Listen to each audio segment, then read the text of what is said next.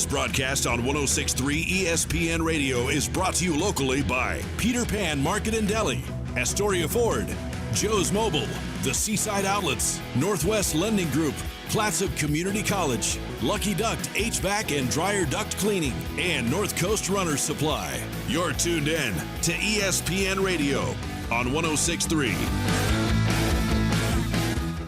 Welcome to CMH Field, and congratulations, the Seattle Mariners winning in grand fashion. Exactly. In their final game. Slamming. So they'll take the series lead, and welcome to CMH Field. Not quite as exciting here tonight yet, but under mostly calm conditions, we're going to have ourselves a football game here as Astoria gets to host Seaside, the Clatsop Clash. I'm Rob Kovach, joined by Bob Wilkie. Always an exciting matchup between these two schools when these it's going to be a packed house tonight, Rob. Teams kick off. Parking lot, I don't think I've seen this many people since the last time we had to get here early to get a spot, and they're encouraging, of course, the shuttles to get here and just charging by the carload as opposed to the ticket. So 2 adults, $16, or bring a carload for $15. It's a deal. Or ride the shuttle and get on in and get a concession coupon. Exactly. So they were doing that from the high school. So it's going to be a big game tonight. Of course, it is a big game for a couple of different reasons. It's not just because it's Seaside. It's not just because it's Pink Night. And it's not just because it's also Little Guy at Halftime Football Night. Which is always a blast. It's always fun, but it's Seaside. It's Astoria. And this one means something as these two schools match up in the Coapa League. This could set one school farther back and one school a little farther ahead. It's going to, no matter what. It's going to happen. Somebody's going to go somewhere because both of these two teams come in at 1-1. Yep. And 2-0 Scappoose, 2-0 Tillamook sitting at the top. And they're playing tonight as well. They are. So one of those two schools is going to 2-1. So all of a sudden, you have a chance somewhere here to be tied for second place. Exactly. And not to mention, you get into the OSAA rankings, and we've got, Tillamook at number 3, Scappoose at number 5, and then we've got Astoria down at 14. Guess who's right on our heels at 15? It's Seaside. So on paper, by all accounts, these two schools pencil out to a good matchup, right? It's going to be. So it's going to be a fun one tonight here as we get set to go. The Fishermen coming off a tough loss to Tillamook, a very good Tillamook team, 35-15. And I will say, even in a loss, a 15-35 loss, a 20-point loss for Astoria, they didn't play badly. No, they didn't play not. poorly. Tillamook is just a really good team. We talked about it on the ride home, Rob. There was not many things that you could have cleaned that up. It was a tough team, 16 returning seniors, and they had the height, the weight, and the strength advantage. Astoria did great tactically. Their defense played lights out. There's a couple of things that has to go right when against a team like that. You got to get the turnover, you got to get the breaks and turnovers. Yep. And those, you can force turnovers. Yeah, you can prepare and you can do all those things, but turnovers are unscripted. You can't deal with all the things there. And so, clean up some of the turnovers, maybe maintain some possessions. There was a couple of penalties against Astoria that hurt them in a couple of drives. And against a team like that, you have to have maybe a third of a mistake in that entire game. You can get by with maybe come out the win. A partial mistake. Mm-hmm. But against a good team like Tillamook, you got to play it clean. But before that, though, the Fishermen rattled off a 3-game winning streak, and they've just got 3 games to go in league. And that is another reason that this game is huge in that regard. Is football, it's 8-9 games. That's it. That's all you get. We're just playing them each of these league teams once. It's a one-and-done kind of scenario. You don't get 2 or 3 opportunities unless you can get to the postseason and, the fates line you up in the brackets. But for the most part, it's a one-and-done scenario. So when it comes to football games, you got to play every game. There's no we'll get them next time kind of thing. It doesn't exist. It does not. It's going to be an interesting one tonight here from CMH Field. It's the Fishermen and the Seagulls of Seaside getting ready to go, and we're going to break a little bit more down and get ready for tonight's kickoff.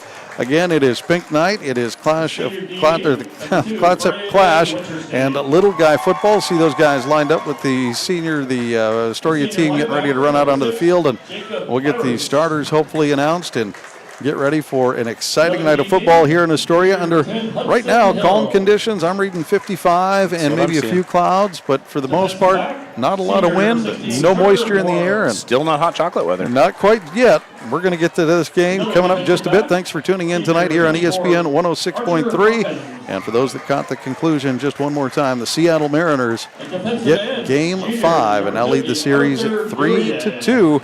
We'll be back here from CMH Field with more of the pregame lead-up to tonight's kickoff on ESPN 106.3.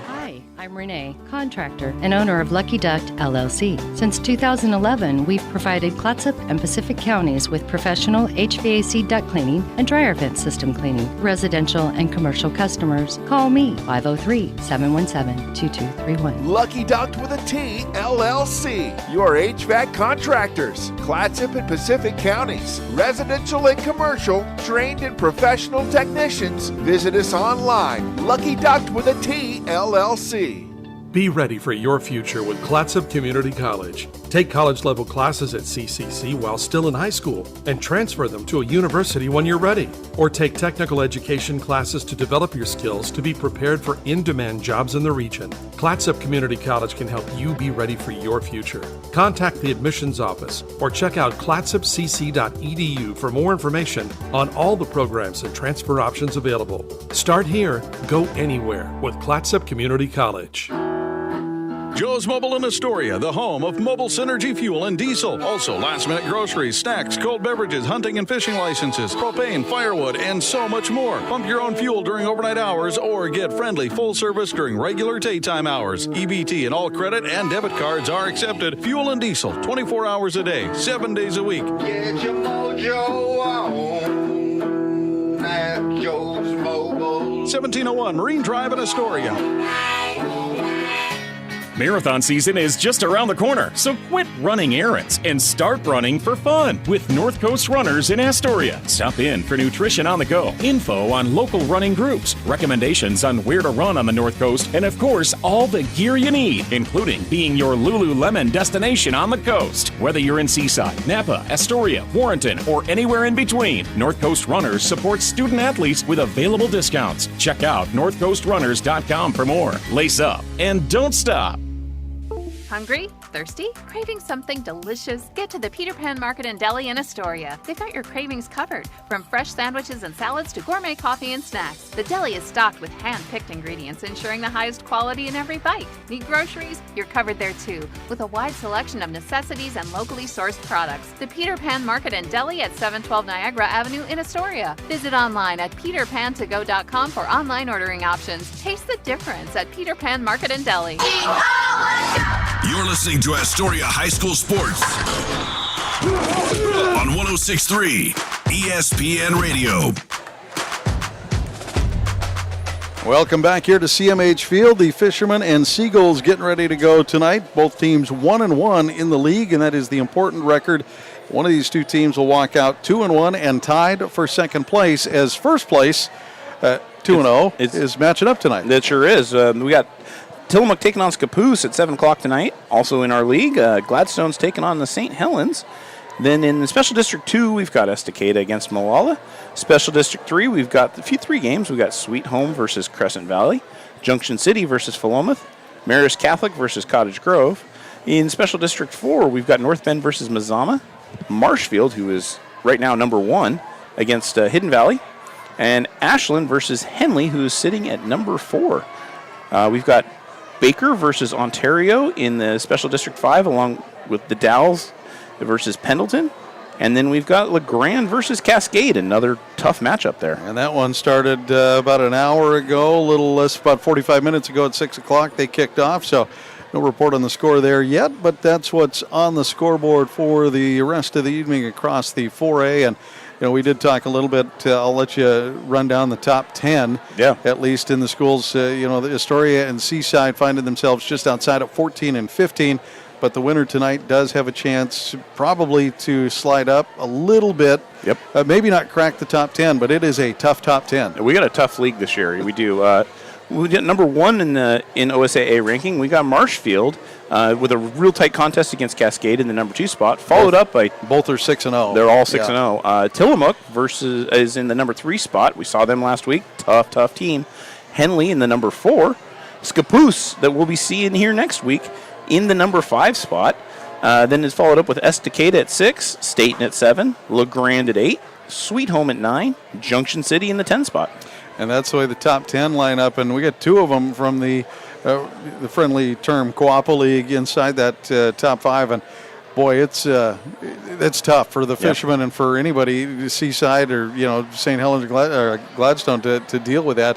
But it is one of those opportunities that you got to try to take. The Fishermen have a chance to get a couple of wins. If they end the league at 3-2, there is a possibility that with some of the early games, the early wins, despite the loss early, the couple of losses, the win against the Dalles and Molalla, those rankings and the numbers, you can go into the OSA.org and you can pull up the rankings and look at all the math yourself if you're a major and see if you can figure it out. But, at 3-2, the Fishermen have a legit shot to try to maybe scratch the surface of a playoff game. And, the old adage is if you're not playing in the playoffs, you don't have a chance to win a game. If you are playing, you got a shot. You got a shot, right? I mean, you got an opportunity, you got a chance to do something, and half the battle is trying to get there. That's what the Fishermen are trying to do this season. They know they've got a couple of tough ones, Tillamook and Scappoose, obviously.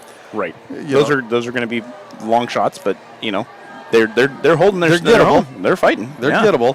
And Astoria has a chance here tonight. If they can knock down Seaside tonight, then they've got a real shot against St. Helens on Halloween.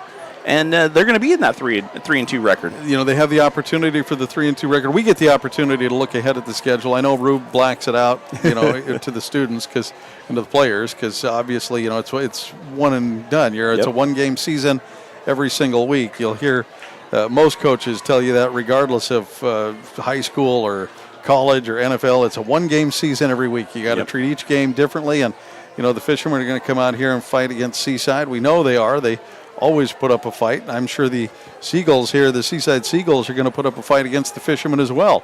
These two squads match up. They're close, at least on paper, this year. And that is the other kind of thing to this.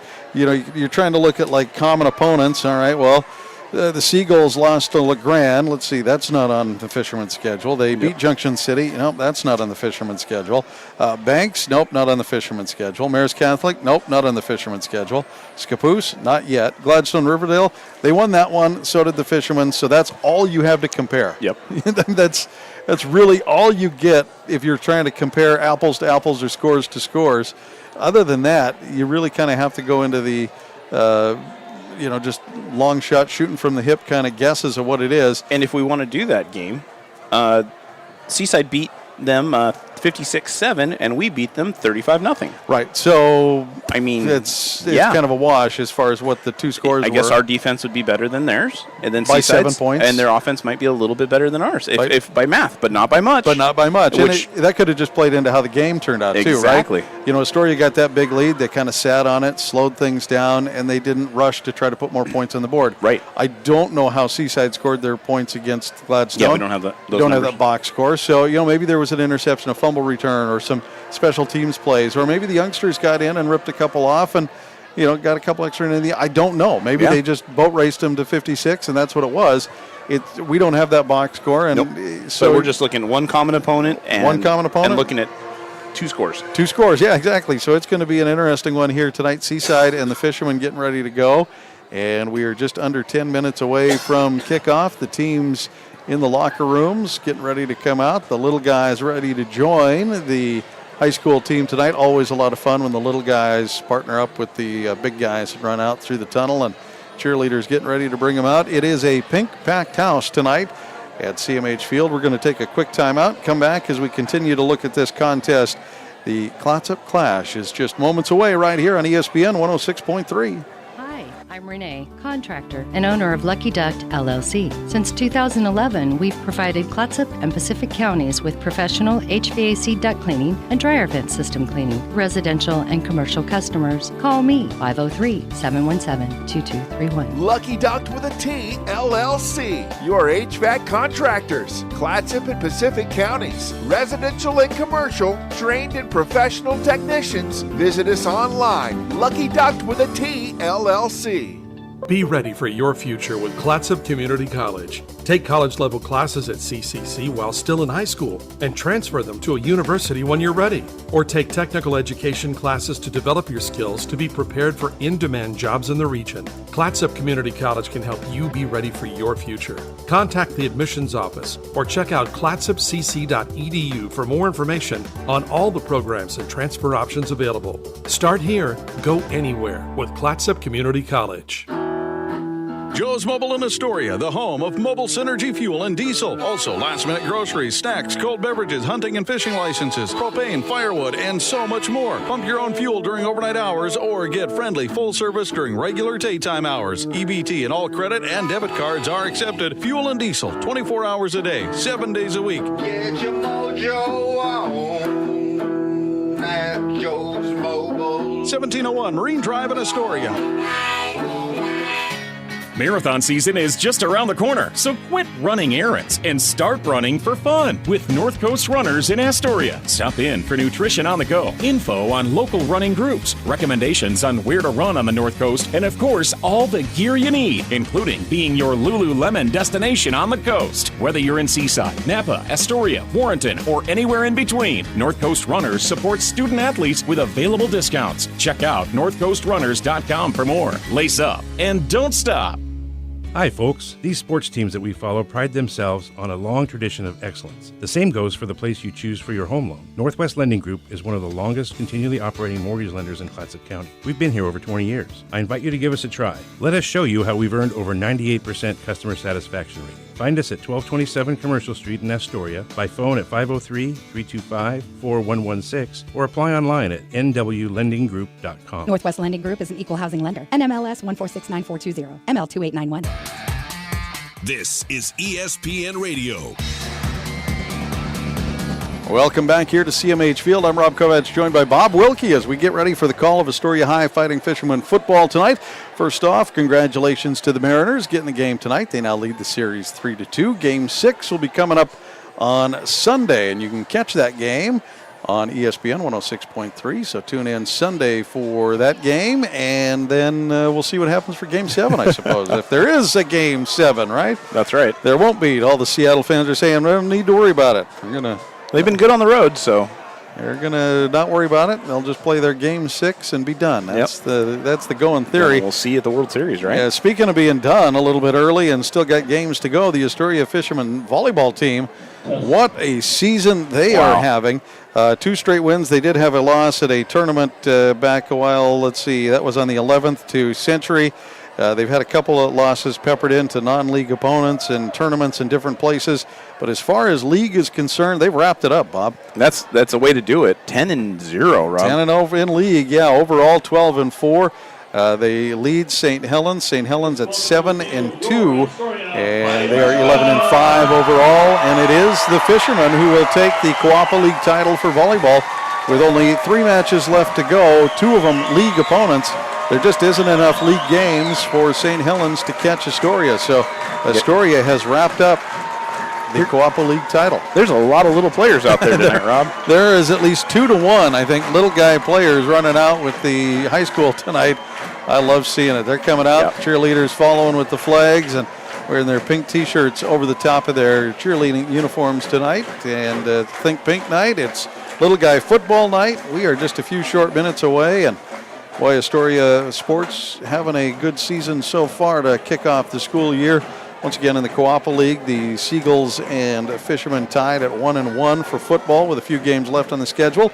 And the volleyball team for Astoria just recently knocking off on, let's see, that would have been last night.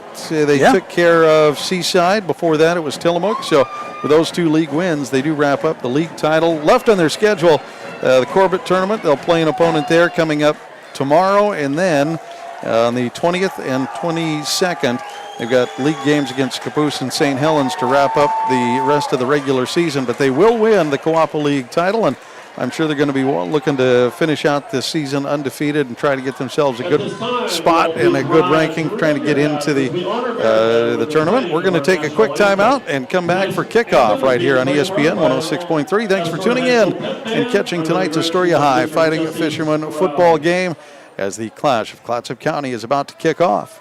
Hi, folks. These sports teams that we follow pride themselves on a long tradition of excellence. The same goes for the place you choose for your home loan. Northwest Lending Group is one of the longest continually operating mortgage lenders in Clatsop County. We've been here over 20 years. I invite you to give us a try. Let us show you how we've earned over 98% customer satisfaction rating. Find us at 1227 Commercial Street in Astoria, by phone at 503-325-4116, or apply online at nwlendinggroup.com. Northwest Lending Group is an equal housing lender. NMLS 1469420, ML2891. Hi, I'm Renee, contractor and owner of Lucky Duck LLC. Since 2011, we've provided Clatsop and Pacific counties with professional HVAC duct cleaning and dryer vent system cleaning. Residential and commercial customers, call me 503-717-2231. Lucky Duck with a T, LLC. Your HVAC contractors. Clatsop and Pacific counties. Residential and commercial. Trained and professional technicians. Visit us online. Lucky Duck with a T, LLC. Seaside Outlets, over 100,000 square feet of savings and shopping. Great food for every member of your family. Featuring great names in retail like Nike, Eddie Bauer, Pendleton, Bath & Body Works, Rack Room Shoes, Rue 21, and Carter's. And it's all just a few blocks from the beach. Plus, there's no sales tax. Seaside Outlets, 1111 North Roosevelt Highway 101 and 12th Avenue. Visit seasideoutlets.com. Joe's Mobile in Astoria, the home of mobile synergy fuel and diesel. Also, last-minute groceries, snacks, cold beverages, hunting and fishing licenses, propane, firewood, and so much more. Pump your own fuel during overnight hours or get friendly full service during regular daytime hours. EBT and all credit and debit cards are accepted. Fuel and diesel, 24 hours a day, 7 days a week. Get your mojo on at Joe's Mobile. 1701 Marine Drive in Astoria. Are you currently in the market for a new car, truck, or SUV? Then look no further than Dane Gouge's Astoria Ford. With hundreds of makes and models to choose from, you're bound to find something you want, including the Ford F-150, best-selling truck in America, 47 years running. Stop by Dane Gouge's Astoria Ford today and take a test drive and find that new vehicle you have always wanted. Whether you're buying, selling, or trading, you always get the best deal at Dane Gouge's Astoria Ford, 1809 Ensign Lane across from Costco Gas, or visit them online at AstoriaFord.net. The Peter Pan Market and Deli is the perfect place to gather for a quick snack and one of their signature sandwiches before the game. Enjoy covered outdoor seating or sit inside with beers and ciders on tap and wine by the glass. You can relax with friends before heading to the game. Make Peter Pan Market and Deli your morning stop too. Grab a coffee and a bagel or other breakfast treat before work. Order ahead at peterpan2go.com. Peter Pan Market and Deli, 712 Niagara Avenue, Astoria. Your local corner store and more. This is ESPN Radio on KKOR AM 1230 and 106.3 K2464BV, Astoria, Warrenton, Seaside. You're listening to Astoria High School Sports on 106.3 ESPN Radio. Once again, back here at CMH Field, getting ready to go. Kickoff just moments away as the Fishermen and Seagulls get ready to go tonight. Clash of Clatsop County is just about to kick off. The first one, at least, of the year for football. The only one for football. Yep. Had a couple for some of the other sports. And, you know, with football, it's always an exciting one. It's a one-shot deal. For the volleyball and soccer and basketball, it's hyped up a little bit, but there's kind of a back and forth because you go there, they come here, you go there. It's a, you know, basketball, it's 3 games, so somebody gets to host 2. With football, it's a one and done, and they get to do this every other year at every other stadium or every other location. And I will say what right now, Rob. Every time we go to Seaside, it is miserable with a storm, and every time they come here, it's beautiful. So I think from now on, just here, Seaside's going to have to come here. I mean, make the long bus ride over. That's right. Yeah, that's right. If it guarantees good weather, I'm down for that. Yeah. Fishermen won the toss. They'll defer, so they will kick off, and the Seagulls will return. The Seagulls wearing the all-whites. They got the white socks, most of them do, and white pants, white tops, white helmet, and the red letters. The Fishermen donning the mostly black, but a lot of pink sleeves and pink socks on the players tonight. It is pink night. And with the gold helmet. I see a few pink mouthpieces as well. So the Fishermen donning some pink accessories to help support the evening. And here we go. Fishermen will be moving right to left as we get set for kickoff. Winterstein with the duties, and he's going to kick one, a pooch punt right over the lead guy. It hits the ground. Fishermen are there. And Coach Rube calls for the stolen possession. He's excited. He's jacked. He's high-fiving the sideline. Coach Rube called that one. He wanted to steal the possession, so you defer, you kick off, and take the ball back. We saw him do it here a couple weeks ago, and by God, it still works. You know what? What a great trick. You see it in high school football more than you do anywhere else because it's a little bit easier. I won't say it's easy every time, but it's a little bit easier sometimes to sneak that in. Winterstein popped that kick right over the lead blockers. Beautiful. And dropped it in, and the Seagulls tried to run up and get on it. The ball died, and I was unable to catch the number of who recovered it, but the Fishermen will have first possession from the 38-yard line, a short field to work with, and Shacker's got a running back in the backfield with him. That looks like Jack Johnson, and a flag, false start. They steal the possession, get jacked up, maybe need to calm down a little bit as they're going to move back 5 and face a 1st and 15 now from the 48-yard line. Yeah. Let's go 43. 43, excuse me, yes. Not 8 yards, 5 yards. They're not 10 yards, 5 yards. So 1st and 15 from the 43. I'm excited. I like it. I like the stolen possession. It's exciting, yeah. And it's right behind that pole, which is always our favorite. Always our favorite location here in the press box at CMH Field. And a late snap. I'm not sure what happened here. We got a late snap and a defensive player jumping. A mess on the first 2 plays after the kickoff. And the official calls. I think we've got another false start here. You called it with the 10 yards. So let's just go 10. 48-yard line. I knew it was going to be there eventually. That a couple of bonehead plays to start things off. The first one was false start. Second one, center looked like he snapped the ball before anybody was ready. And false start on the center, essentially. I think don't see that by Duryea very often. Not very often at all, no. Usually pretty solid at the center, but a miscommunication between him and the quarterback. And Shacker's got a man in motion. That is Boudreau. And Shacker's going to look deep. He's going for it. And just over the outstretched fingertips of Trevor Morrow, wearing 16 tonight in the All Blacks. A couple of number changes for the evening as Trevor Morrow dons the 16 in the All Black jersey. And boy, Shacker missed him by just about 6 inches on that one.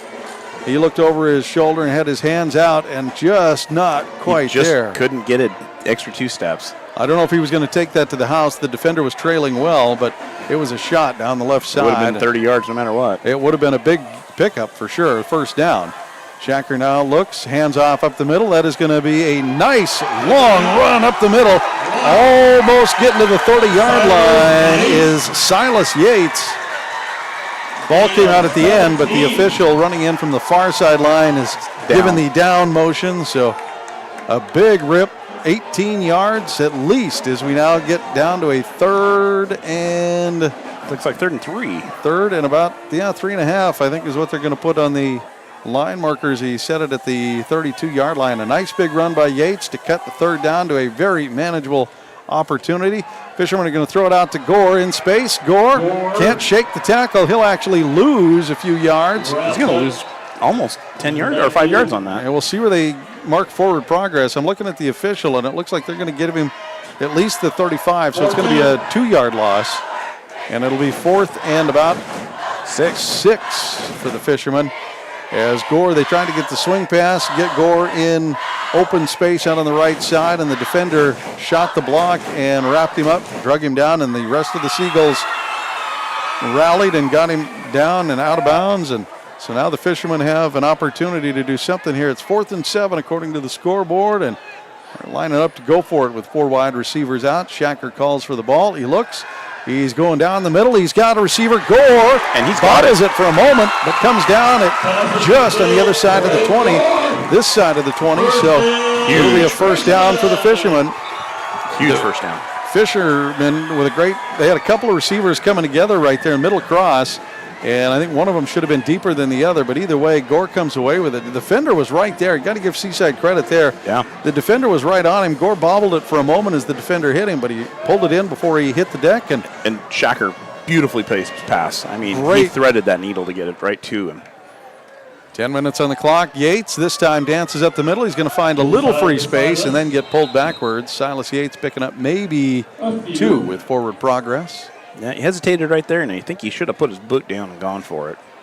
He thought he had an opening a little farther out to the right as he tried to shuffle out, and it closed off quickly, and then he did just kind of push forward and ended up with about a 3-yard gain is what they're going to give him. So 2nd and 7. Fishermen stealing the first possession with an onside kick, or at least a pooch kick over the first run of blockers, and coming away with a recovery. Short field, Fishermen working with it, overcoming a couple of penalties, and now Shacker's looking in the middle of the field and just outside of the fingertips of Archer Hawkins. He had a Hawkins on a short crossing route in the middle and just overthrew him by another few inches. Yeah, and that would have been points on the board on that one. That could have been indeed, as Hawkins had some green grass in front of him, and it would have been a nice tackle by the Seaside Seagulls to try to chase him down and haul him in. He was on the move and moving fast. He'll check out on this one, and the Fishermen on this 3rd and 7 from the 18-yard line will line up in a 3-wide receiver set to the left. Shacker under center, in shotgun, has a running back in the back with him. That is Yates. And they hand off to Yates, who dances past the 15. I think he's going to be about 2 yards shy, but he's close. He's going to have it down onto the about 13 or 12-yard line. Closer to the 13, so it'll be a 4th and 2. Nice run, nice strong run up the middle. And honestly, on a 3rd and 7, if you can get 4.5, Rube right there is telegraphing without a doubt, no questions asked. He's going for it on 4th down. Yep. It's a 2-down opportunity. We're not kicking the field goal. We're not messing around. If we get positive yards, shorten the 4th down, we're going for it. Yep. You take a sack or get strung out into the backfield, maybe things change, but that's a clear indication if you run on 3rd and 7, you're going for it on 4th. You're doing it.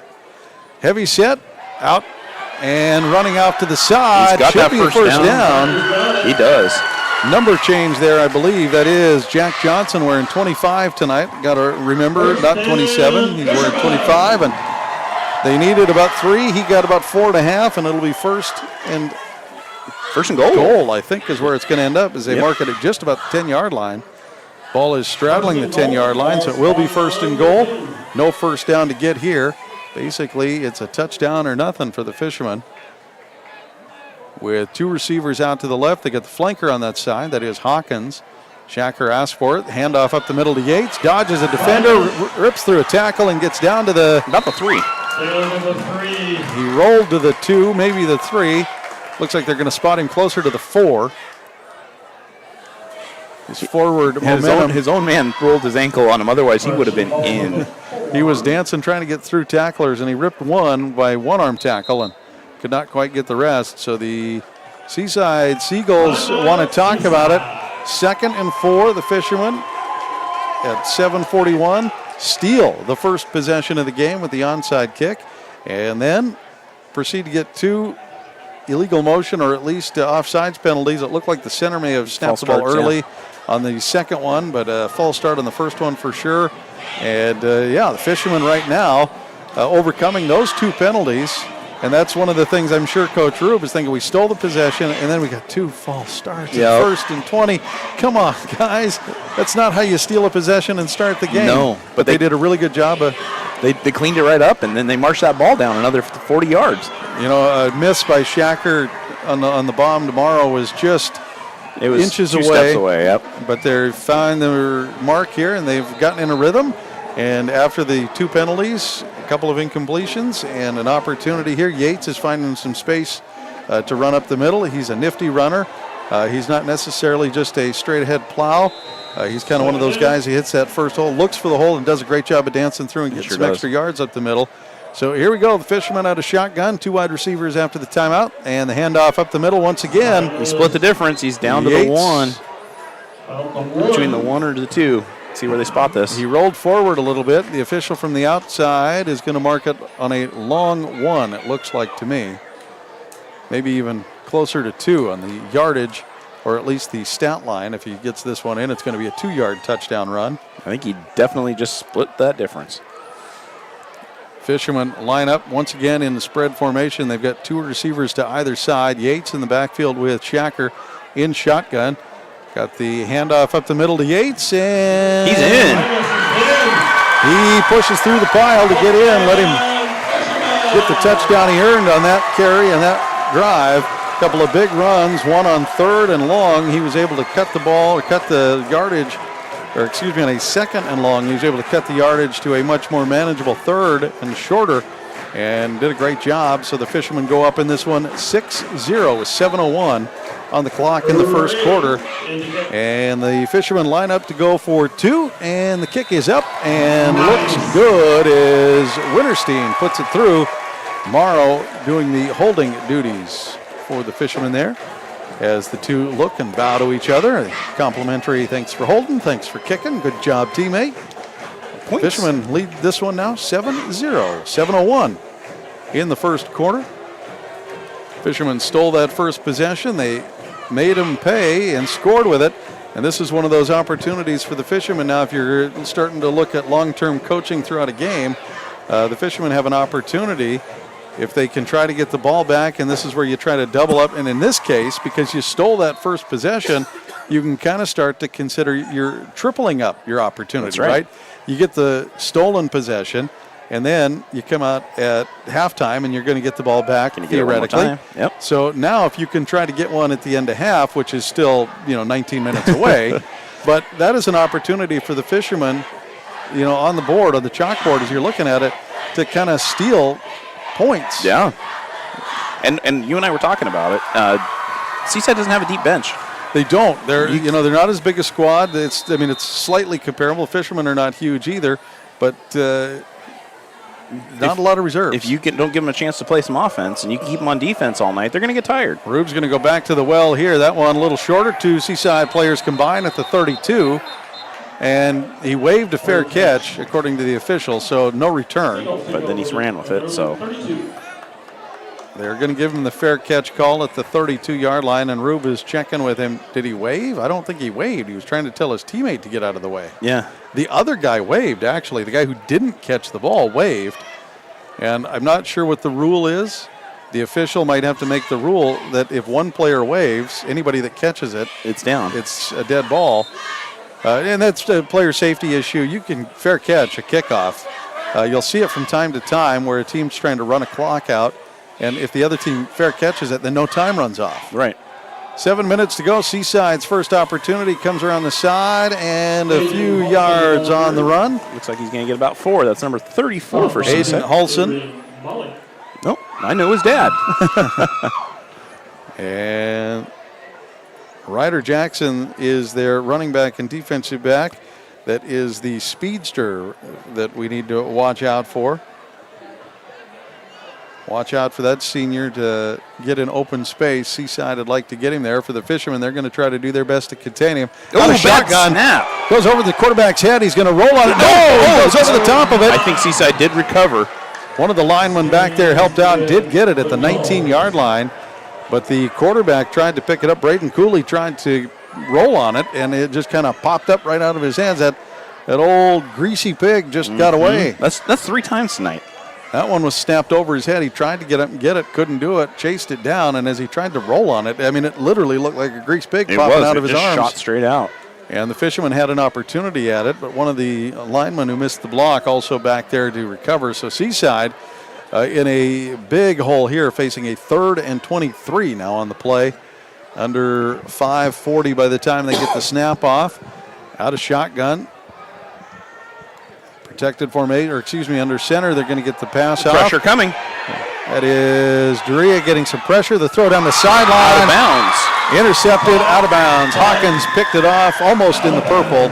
The crowd liked it. The fans liked it right here behind it. But what they didn't see through the mob of Astoria Fishermen bench players was that he was well out of bounds. He was 4 foot out of the line. He was well out of bounds. It would have been a Stretch Armstrong kind of move to get his toes down on that one. Fantastic. And so instead, it's going to be a 4th and 23 as the Seagulls tried to throw on the Fishermen sideline, and Hawkins in great position. Just everything taking place out of bounds. Great read by the whole defense. They put the pressure in immediately. They brought it and made that play go nowhere and then intercepted it. You can't do much better. And the punt is nearly blocked. This one's high and not deep. And it'll land at the 40-yard line and trickle out. No, it'll stop dead at the 49-yard line. And there is a flag back there with the kicker, and I'm not sure it's not a roughing the kicker. He didn't hit him, but I think he made some comments. We'll see what the official call is. that deep by the kicker. It usually lines up with hitting the kicker, running into the kicker. If it's running into the kicker. No, he didn't make contact. I think he made some comments. So if he hit the plant foot or anything, and Rube gets the explanation, runs his hands through his, as Dan likes to say, Kevin Costner-like hair. We get the call from the official, and they're going to march it forward 15 yards, and that may not give them a first down other than the fact that it was a 15-yard penalty, which is an automatic first down. Yep. So they won't get to what they needed for the first down. They will get up to the 34-yard line, and that penalty is a killer for the Fishermen because they had the stop and the ball at the 49. Instead, the defense is going to have to come up with another at least 3 plays here as the Seagulls hand one off the middle. That one gets tangled up into about a 4-yard gain. And it looks like for the Fishermen, it is Duryea with the tackle. Doing the running duties is Ryder Jackson, the running back for the Seagulls, who is their weapon, speedster. If he does get into space, sorry, Astoria, he's gone. He's a speedy. He's one of those guys that you got to keep an eye on and make sure that he doesn't get around the edge and get around the play. As the Seagulls send a man in motion from under center, they try to toss one out to him and get him around the edge. He'll get a little bit of it and get swung out of bounds at the 47-yard line, and Laundry at the about 43. I think that's going to be a hold against Seaside. And it is. Indeed it is. So as they tried to get the edge sealed, I think 61 is guilty of the hold. What he did there, and I saw part of it, was as he got to the edge player, you get one hand kind of on the chest, and you get the other one around, and it touches the back. And as soon as a jersey tugs or pulls or a player looks like they get twisted, that's it. The officials are not going to give you any benefit of the doubt there. And I think that's what happened is that arm got around the backside, a jersey got twisted, shoulders got twisted by the defender, and the official's like, yeah, no, that's too much. That's it. They'll I'm not going to say they're going to let it go, but if it's quick and it doesn't necessarily affect the momentum of the defender, they might not blow the whistle in those cases, because it is awkward when you're trying to block and seal that edge.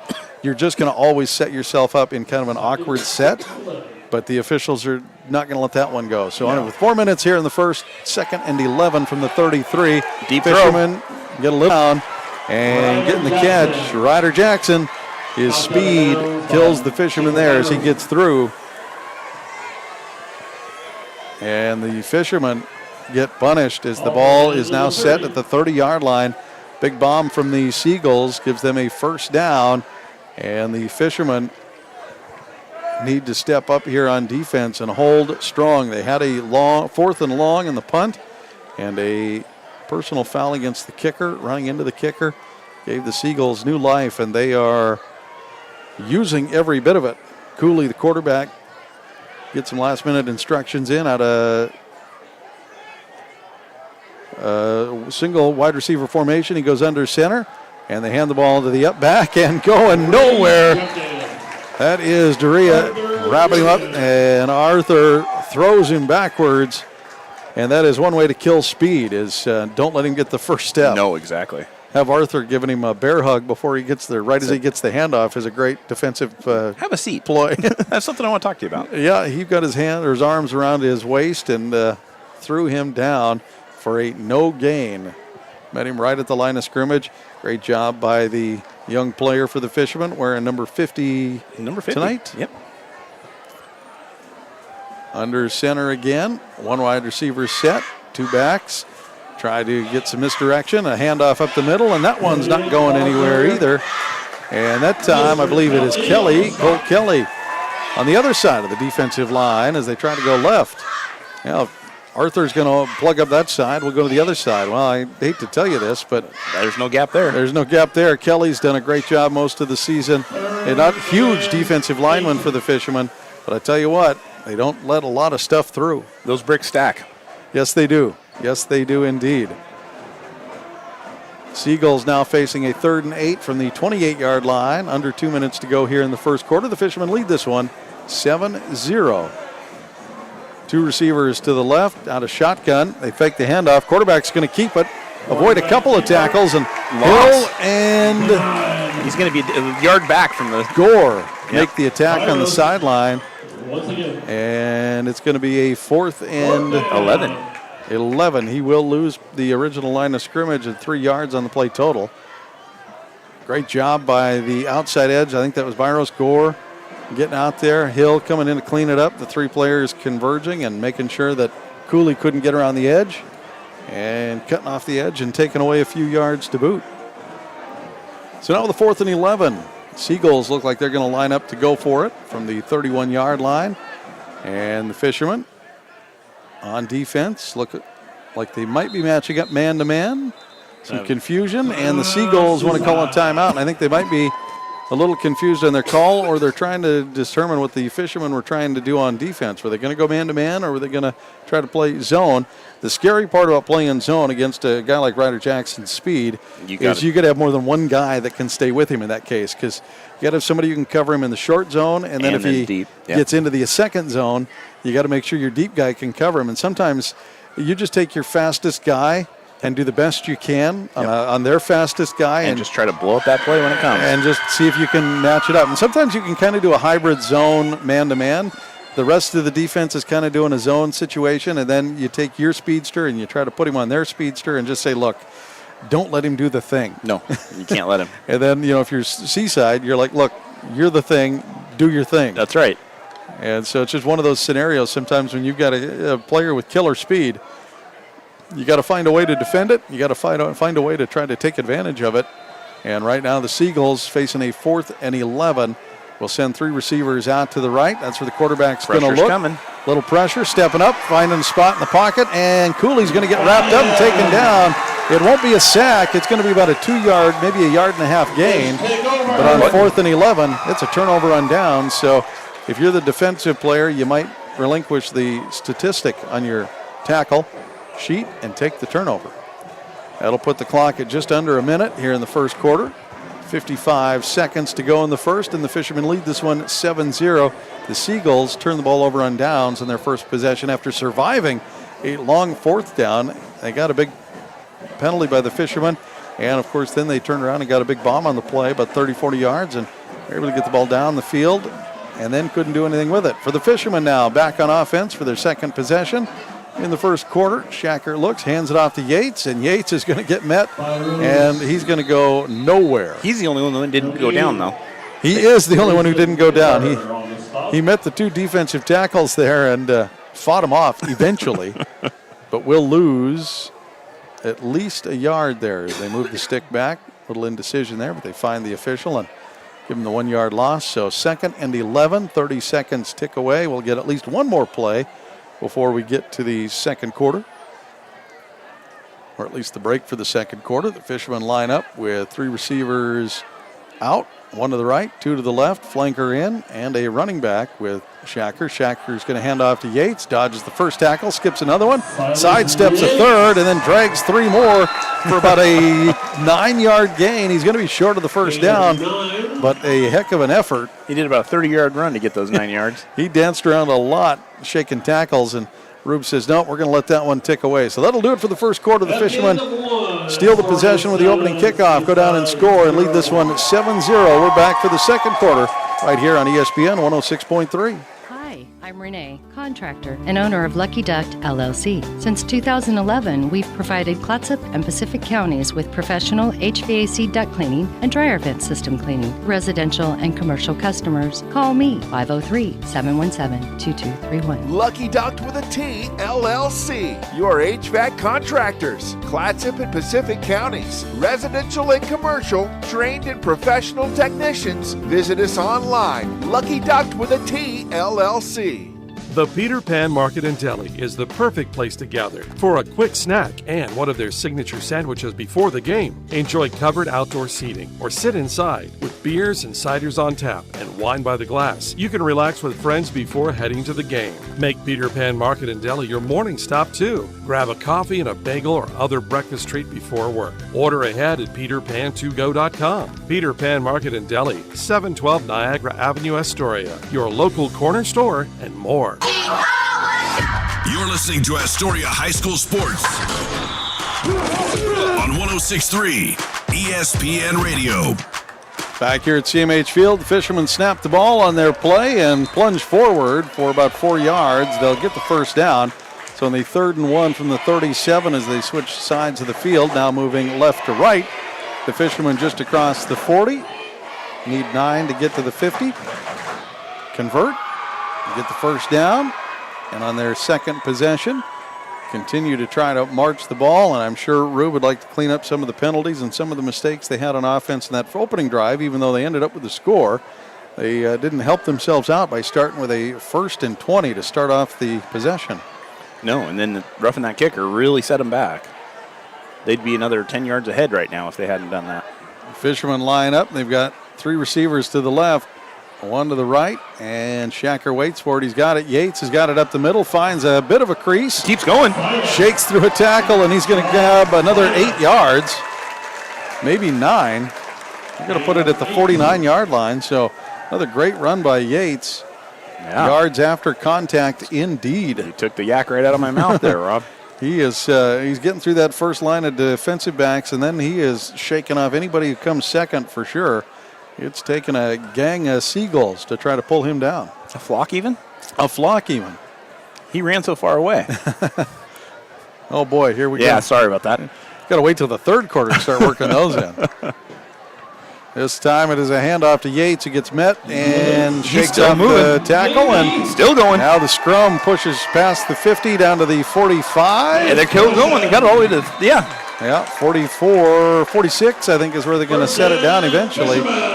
So Yates gets tangled up in the backfield right at the line of scrimmage a little bit there, and then basically just kind of pushes the pile, and the scrum pushes all the way down to the 46-yard line. So across the 50, the Fishermen slowly, as old Lou would say, matriculating the ball down the field.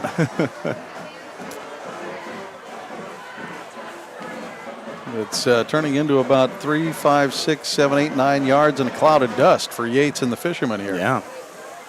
Shacker calls for it out of shotgun. This time he pitches it off to Byros, who goes around the edge and avoids a tackle. Gets swung out of bounds. He'll get 6 and be out at the 41-yard line. Avoided big contact there on the sideline. I know you were expecting it, but the defender swung him and he kind of avoided what looked like was an incoming big shot. Yeah. 2nd and 5 now for the Fishermen. 5 yards on the carry. Fishermen once again lead this one 7-0, scoring on their stolen opening drive as they kicked off and did the onside kick to get the ball immediately. It started with a short field and picked up the score. Here with their second possession, moving the ball once again. This time it is a handoff. Johnson, he's going to get around the left side, shake a tackle, get to the edge, and get all the way down to the 20-yard line. Huge carry. What a run. It's going to be an 18-yard pickup? From the 25, from the 41 down to the 20, about a 21-yard gain. What a run for Johnson. He's going to come off the field and take a breath. Yeah. Get a few head pats for that one. I like how they're shaking up the running backs. Each of them brings a little different something, and it's keeping Seaside guessing. It is. The Fishermen have the luxury of having about 4 pretty good running backs. So you don't have to lean on one entirely for the game. And right now, Yates is back in the backfield, and they're going to get the handoff up the middle. Silas is going to shake a tackle, get around, and get about 3 or 4 yards. He is, so far in tonight's game, handling the, I guess you would call that the hammerhead yards. Yeah. He's going up the middle and fighting and pushing the pile. Johnson on that last carry got a little of the finesse carry. And Shacker's going to run in. So is number 6 for the Fishermen, Jacob Byros. And Byros was doing the speed on the outset to run the elbow. So we'll see what they line up here. It looks like this time Yates is going to stay in the backfield. And it is going to be Byros heading out into the flanker position on the left side. And Shacker and shotgun with 2 receivers on either side will call for the ball. See if he's lulled the Seagulls into sleep yet with all these inside runs. They fake it, and a false start. They were going to try to throw the middle as Shacker faked the handoff and looked for his crossing receiver immediately, but the officials blew it dead. They're going to take away 5 yards on a false start. And it hurts. The Fishermen with 3 penalties on offense right now, slowing them down. They were able to overcome the first 2 to get the touchdown. See if they can overcome this one. Second and 12. They've got the opportunity from the 22. This time they send their receivers to the same spots. 2 on either side. Shacker waits. Yates in the backfield with him. Coming in motion is Byros. They fake the handoff, the sweep. Shacker's going to keep it. And no, excuse me, it was a handoff. Faked me out. Yates did get it. Yep, and he's going to march back up to about the line for no gain. They're going to get maybe 2 yards back up to the original line of scrimmage and maybe a foot after that. Yeah. Tell you what, though, if they run that play again, Shacker has the triple option there to hand off, and Yates was able to sneak a few yards out of that to give him a 3rd and 9, but it faked me out so bad I looked, and Shacker had a pretty good gash up the left side if he decides to keep when they pull that one back out. 2 receivers to either side. Yates moves up to his right hip, out of shotgun. They snap, they fake to Gore, looking deep into the end zone, and just underthrown. Couldn't quite connect with Trevor Morrow. They had the position, but the throw not quite on the mark, so 4th and 9. Yeah, I wish he would have taken a step forward. I think they would have had that. Yep, that was really close. Shacker didn't really step into that throw, tried to lay it in there, and just missed the mark. 4th and 9. So with 6:46 to go, and the Fishermen up 7-0, threatening from the 19-yard line on a 4th and 9. The Fishermen can still get the first down, but we'll see what they pull out of the bag here. Watch for the old triple route scenario, 1 long, 1 short, 1 deep. Well, I think Group wants to talk about it. And indeed they do. It's going to be Astoria calling the timeout. They'll still have 2.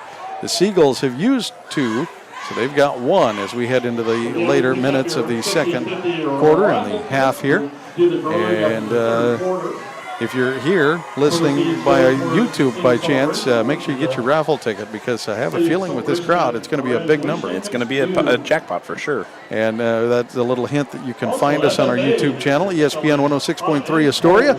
Make sure you like and follow and subscribe and do all that fun stuff, and you'll know when we go live with a sports broadcast or we add another Rube report. It's usually Friday about 7, though. Usually Friday at 7. That's going to change it will. As we get into basketball season, which, believe it or not, with only 3 weeks left to go in football, we're going to be turning the corner to November, December, January pretty quick. Don't talk about Christmas, but that's usually about when we start doing our basketball. Basketball, and we're going to try to get as many of those games on our YouTube channel as well. So ESPN 106.3 Astoria, like and subscribe, and hopefully, dare I push it all the way out to March and April, we're going to have some softball on the air, too. That's right.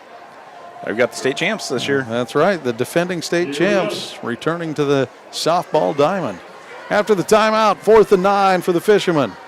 3 receivers to the right. Shacker has Johnson in the backfield with him. He's got the snap. He's looking for that triple option. He's got the blocks, got the throw, and that went into trouble and almost handled again as it tipped over Sawyer Rashawn's fingertips, and he had a second shot at it at about the 8-yard line and could not come down with it. So the Fishermen will turn the ball over on downs at the 19-yard line. Their second drive ends in a turnover by default of the downs. And so the Seagulls will take over, and that is the gamble for going for it there. You try to hopefully pin your defense in good position by putting the offense on the other side of the field inside the 20, and that is indeed what the Fishermen have done here. So even if it would have been a turnover, almost, at this point, if you're going to turn it over on the 19, interception at the 8 is not as bad. You split the difference, It's just a momentum thing at that point. The interception usually sparks the other team, so you don't want that. Quarterback keeper on this one, finding some space up the middle. Yeah, he's going to get 7. He's going to get a pretty good run, Cooley will. They're going to give him 8. Pushed the pile and fell forward. And indeed, they do give him 8 1/4 almost, as he's close to the stick. Might be 9. Yeah, it is. It's almost 9 where they've got the stick lined up. So 6:10 to go here in the second quarter, in the half. 2nd and 1. Fisherman on defense. Quarterback keeper again. Dodges a tackle, gets in, and will dance past the 35-yard line. He went down hard on that one. First down for Seaside. Let's see if they keep putting their quarterback in danger. Checking out will be one of the defensive interior players for the Fishermen. That is Brito. coming into the game is, I believe that was 58. It is 58. That is Zach Rimmel. Coming in from the defensive end position, and for the Seagulls, they'll line up with 2 receivers out to the left, and ball is low. Quarterback gets it up off the turf, and he's going to take off and rip off a run all the way down to the 45-yard line. Another big run, and the Seagulls trying to capitalize on Cooley's speed, and they do, as they get the ball across the 50 and down to the 45, and try to answer the Fishermen, who only lead this one 7-0 here in the half. Defense of the Fishermen getting gashed a couple of times here. Yeah, unlike them. And again, they run up the middle, trying to get around the edge, cutting back in. Gore gets a tackle, and it's going to be just a 2-yard gain. 3 yards, it looks like, where they finally spin him down as Gore tries to cut the edge off. And we'll see if the Fishermen don't try to run blitz here a little bit. That is a scary thing to do. You don't want to take your linebackers out of position. But every now and then, if you can get a linebacker into the backfield, blow that up, at least make them change direction or have a little indecision in the backfield, you might have a better opportunity. Seagulls line up, and off to the right this time. They're going to find some edge on the corner and cut in the corner, and he is on the way to the house. For the Seagulls, Ramirez finds the edge. The junior gets around the right side and gets all the way in for a touchdown. 7-6, 4:21 here in the first half. And we did predict this was going to be a close game. So did the paper, so did the rankings, so did everything else. And what do you know? Here we are with 4:21 on the clock, and it is a 7-6 ball game pending the extra point. The Seagulls doing what they do best, trying to get speed to the outside. Here comes the snap. It's in. It's good. And so is the kick. It is up for 7. So 7-7 is where we find ourselves with 4:21 on the game clock. Second quarter, Fishermen and Seagulls battling here at CMH Field.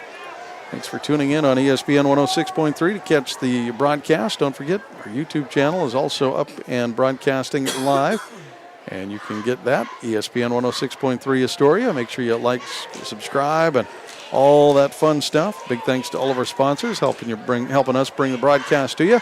I'm Rob Kovacs, joined by Bob Wilkie, and it's been a fun season so far. And it sure has. It's been a good game so far from both squads. So a little back and forth there as the Seagulls finally get their offense working, going from the 19 all the way in. A long drive by the Seagulls using their ground game and speed. Not many runs either. They kept it going. They just kept marching down. And of course, the last big one for 40 yards. They do that in a hurry, but big plays. They were getting 10 and up there.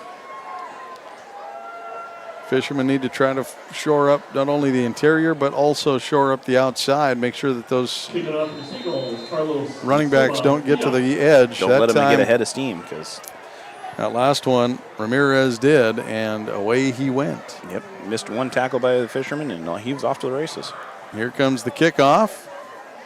Seagulls send one down the left side. It's close to out of bounds, and it will go out of bounds, so that'll be a penalty. The Fishermen should get the ball at the 40. I believe on the... I think you are correct, Rob. It should be out-of-bounds kick. The 39 or the... They keep changing all these kickoff rules between the NFL and high school, and I don't know if they keep changing high school or not, but it seems like they keep changing the rules. 35 is where it gets spotted. Got to remember where they put the ball now. Got to keep track of it all. I'm watching this, Friday, Saturday, and Sunday football. And then get in you got your college ball, you got the pro ball, you got the high school ball. If you get creative, you can go watch some Canadian. Nobody watches Canadian. I'm just kidding. Fishermen line up. They're going to send 3 receivers out to the right, Hawkins, Gore, and Winterstein. And Shacker, with Johnson on his hip, will hand off up the middle, and Jack Johnson will push forward for 7. He was hit with about a 1 yard of progress, and he just kept plunging forward for an extra 6. He did a good job there, lowering the shoulder and putting the boom down to get 7 yards. 4 minutes to go. Shacker gets the call. Johnson will leave. And it is Yates in the backfield once again for the Fishermen. 3 receivers out here to the right side, closest to us as they move left to right. Winterstein, Gore, and Hawkins. Handoff to Yates up the left side. He's going to cut back up the right. He's got some space, cuts another tackle, and to the 40 as he finally gets drugged down. Another big run by Yates as he goes from the 43 to the 40 on the other side of the 50. 17-yard run for him. Nice run, nice strong run. Again, Yak shook off a couple of tackles and then drug another tackler all the way down to the 40. A little cross handoff up the middle from the spread formation gives the Fishermen a nice gain. And the Fishermen would love to try to stick one in here at the end of the half and come back and get it at the second half. Yep, that's the way to do it. Stealing possessions and trying to double and triple them up. 3 receivers out to the right. Fishermen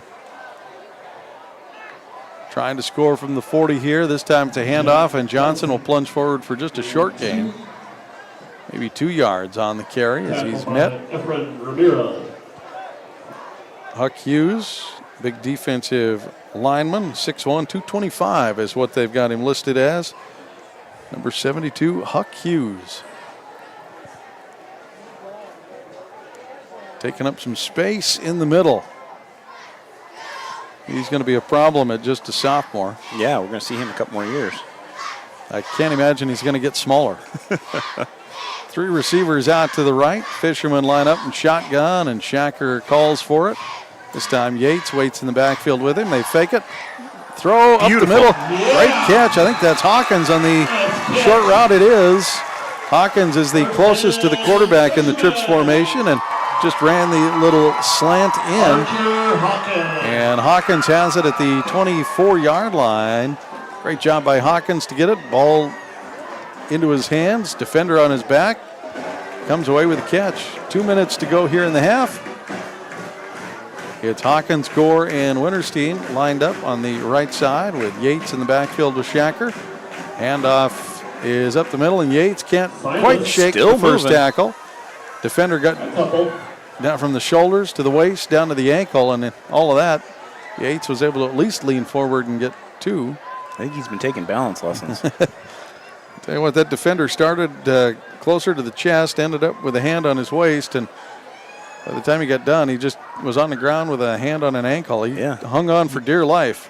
He weebles, he wobbles, but he don't fall down. No, he does not. Yates is running tough tonight. 7-7, 1:20 to go here in the half. And the Fishermen trying to make advantage of a 2nd and 8 from the 22. Shacker's got 2 receivers on either side. This time he's going to keep it himself and follow Yates and not go very far. Cutting in and getting the tackle was Carlos Silva-Villa. And it looks like Rube is going to call the timeout. We can't take him with you. 2 timeouts left in the game, or in the half, I should say. 58 seconds on the clock, and he's still got a couple to burn, so he uses one here. And that'll give him an opportunity to talk to his team on a 3rd and 7. No sense in rushing it. Get the right call in. Make sure you get all the information communicated and see what you can come up with. See if you can break this 7-7 tie before halftime. And then come back with possession. And let's come back with possession. That onside kick to start the game for the Fishermen was certainly a momentum changer. Unfortunately, the 2 offside penalties right after that gave a little. Changed the momentum. It gave a little of the wind out of the sails. They did eventually go down and score on it, but it certainly. I think the bigger one was that roughing that kicker. And then that one on defense, they had a long 4th and a mile. 4th and 19. 23, I think is what it was. Yeah. And they got the roughing the kicker, running into the kicker penalty. So, they didn't get enough yardage for the first down. It's an automatic first down. So, kept them the drive alive. Kept the drive alive for the Seagulls. Eventually, the Fishermen were able to get them to a 4th and out. But on this last drive for the Seagulls, they got their offense moving and scored. And now the Fishermen, facing this 3rd and 7, will hand the ball off the middle. Yates is going to get stacked up there for nothing. And Shacker wants the call. Give me the call. Give me the call. We're not calling the timeout. Clock is running, so it's going to be 4th and about 8. Almost no gain. Shacker wants the call immediately. He wants the time. He wants to get it in and relay it, make sure he can get his teammates lined up as the Fishermen look to go for it here with 30 seconds to go. Clock ticking. 4th and 8. Shacker's got 3 receivers to his right. Yates in the backfield with him. He looks, keeps it himself, and he's got Morrow to block for him, and he's going to get to the edge. Get the first down at the 10-yard line, and what a great call as the Seagull defense collapsed to Yates, and Shacker just ran unabated to the side and the first down. They've been working it all night, building that up, looking for that play exactly. And the prime opportunity. Yeah. The Seaside defense is like, oh, here it comes again, and they just collapsed and left that left edge all the way open, and Shacker saw it, scampered off to the right, or the left, got out of bounds, and now on that 4th and 8, come away with a 1st and 10 from the 11. 20 seconds to go. Looking to the sideline. They've got their running back, Yates. There it is. Sneaking out onto the left side. Catches the out and gets the touchdown. He had an opportunity to run out of bounds and stop the clock, and he was headed that way and turned around and looked. He goes, there's nobody here. Here we go. He ran right down the sideline to finish it off. He caught that at about the 6-yard line, turned and looked. He's like, we don't need to preserve clock when I can take the points. Well, and I think he was expecting, if the defender is right here, go out of bounds. Right, exactly. Do the right thing, go out of bounds. He looked, he was headed out of bounds. He's like, no, I think I can do this. Let's just put some points on. And the extra point is good. Winterstein punks it through, so there you have it. 14-7 and 14 seconds to go here in the half. Yeah, that was one of those situations where Yates was trying to be headsy, catches the pass on a little out, turns his head around after catching the pass. A lot of times in high school, you start looking before you catch, and Yates did a great job of catching, then looking and found no defenders, at least within reasonable distance, and he was ready to run out of bounds. That was That was a route to the sticks, go out of bounds, get the first down, and at least get with 20-some odd seconds, you got at least 2, maybe 3 shots. Yep, you still got a timeout on the thing. And a timeout if you need to burn it. So, yeah, see what you got. Yates hit the sideline, looked at it, goes, yep, I'm right. There's no defenders. Yep. I guess I'll just keep going. Let's just do this. Turn the corner, got in, so the Fishermen will capitalize on the possession and go up 14-7. And halftime is just 14 seconds away. Going to be a fun halftime here as the Little Guy football kids will come out and scrimmage.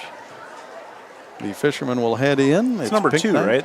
He's got to be getting. He's got to be at least eighth grade by now, right? Yeah. He was maybe even a freshman. A couple years ago, he was real fun to watch. Had the whole crowd chanting number 2. He had a pretty good fan base that night. Yeah. They would have come prepared. They'd have had some faces on the stick made and everything. That's right. The officials are going to push the Seagulls off the field and the Fishermen as well. I don't believe a timeout was called, but they're going to bring both coaches out to the middle of the field. I'm not sure what this is about here, Bob. Maybe they're going to fight. Yeah, this is a weird one. For 14 seconds, whoever lands the most punches gets that many points. Yeah, I don't know. They got him in the ring. There's a circle out there. Not exactly sure what this meeting is about. Coach Howard Rube for the Fishermen out there, as well as Jeff Roberts for the Seagulls.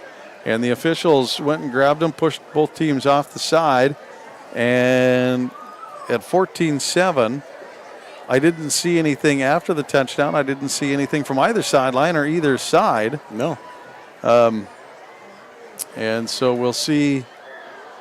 There might be a conversation with Rube later to find out what that was about.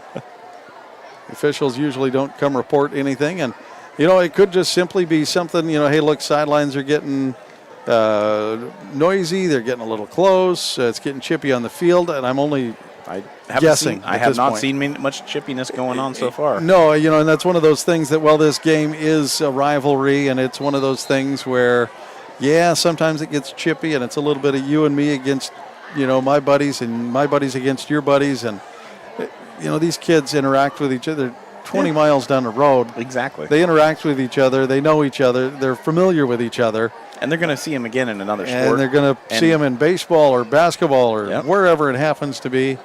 And, you might not like a guy. You might not like a couple of kids. But for the most part, it's a fairly, at least on the field and on the courts, somewhat of a friendly rivalry. I mean, it's kind of the brother against brother thing. You don't want to lose to your brother. You don't want that to happen. And a mix-up. Seagull players gathered at the 6, and the officials blow it dead. And it was another fair catch, so no return. I'm not sure. They're catching the ball and then trying to return it, and you can't do that. You shouldn't be able to do that. If you call a fair catch, you get maybe the step because you're falling forward or you're moving forward to catch the ball or you're running up to catch it. I honestly don't think that they called a fair catch on that. I think they were talking to the team. Once again, the two players were saying who's going to catch it. They both looked up. They both had their hands up together. Yeah.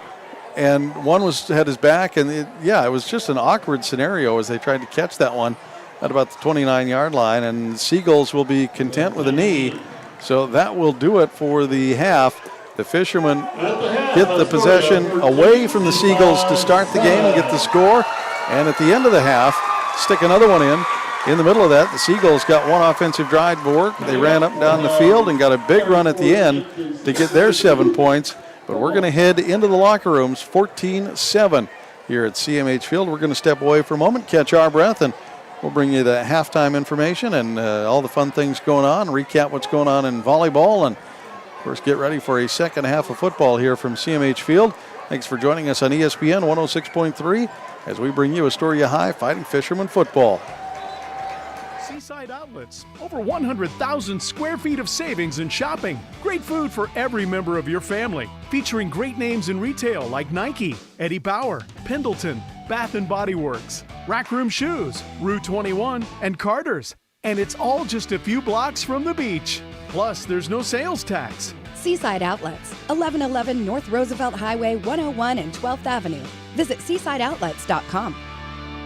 Hi, folks. These sports teams that we follow pride themselves on a long tradition of excellence. The same goes for the place you choose for your home loan. Northwest Lending Group is one of the longest continually operating mortgage lenders in Clatsop County. We've been here over 20 years. I invite you to give us a try. Let us show you how we've earned over 98% customer satisfaction rating. Find us at 1227 Commercial Street in Astoria, by phone at 503-325-4116, or apply online at nwlendinggroup.com. Northwest Lending Group is an equal housing lender. NMLS 1469420, ML2891. Joe's Mobile. Fuel, diesel, groceries, snacks, beer, propane, hunting and fishing licenses, firewood, and so much more. 1701 Marine Drive in Astoria. Coming in, going out, or passing through Astoria, Joe's Mobile is your one stop where the people are friendly and the store is stocked with everything you need. All debit, EBT, and credit accepted. Joe's Mobile. Mobile Synergy Fuel and Diesel. Pump your own 24 hours a day at Joe's Mobile. Wait for it. At Joe's Mobile. Are you currently in the market for a new car, truck, or SUV? Then look no further than Dane Gouge's Astoria Ford. With hundreds of makes and models to choose from, you're bound to find something you want, including the Ford F-150, best-selling truck in America, 47 years running.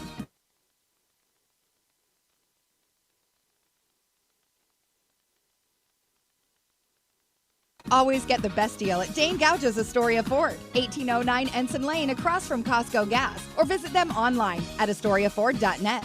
Be ready for your future with Clatsop Community College. Take college-level classes at CCC while still in high school and transfer them to a university when you're ready. Or take technical education classes to develop your skills to be prepared for in-demand jobs in the region. Clatsop Community College can help you be ready for your future. Contact the admissions office or check out clatsopcc.edu for more information on all the programs and transfer options available. Start here, go anywhere with Clatsop Community College. The Peter Pan Market and Deli is the perfect place to gather for a quick snack and one of their signature sandwiches before the game. Enjoy covered outdoor seating or sit inside with beers and ciders on tap and wine by the glass. You can relax with friends before heading to the game. Make Peter Pan Market and Deli your morning stop too. Grab a coffee and a bagel or other breakfast treat before work. Order ahead at peterpan2go.com. Peter Pan Market and Deli, 712 Niagara Avenue, Astoria. Your local corner store and more. Oregon football. Victoria Moore with a catch. Are you kidding me? Swings it down. It is intercepted. Oregon pick. Ducks win. Oregon heads back east for a Saturday matchup at Rutgers. Nice big hole. He's gone. Oh my gosh. Speed. Kickoff is at 3:30. 10, 5, boom. Don't miss a single snap on your home for Duck football. Brought to you locally by Peter Pan Market and Deli, Astoria Ford, Joe's Mobile, the Seaside Outlets, Northwest Lending Group, Clatsop Community College, Lucky Duck HVAC and Dryer Duct Cleaning, and North Coast Runners Supply. The Ducks play here on 106.3 ESPN Radio.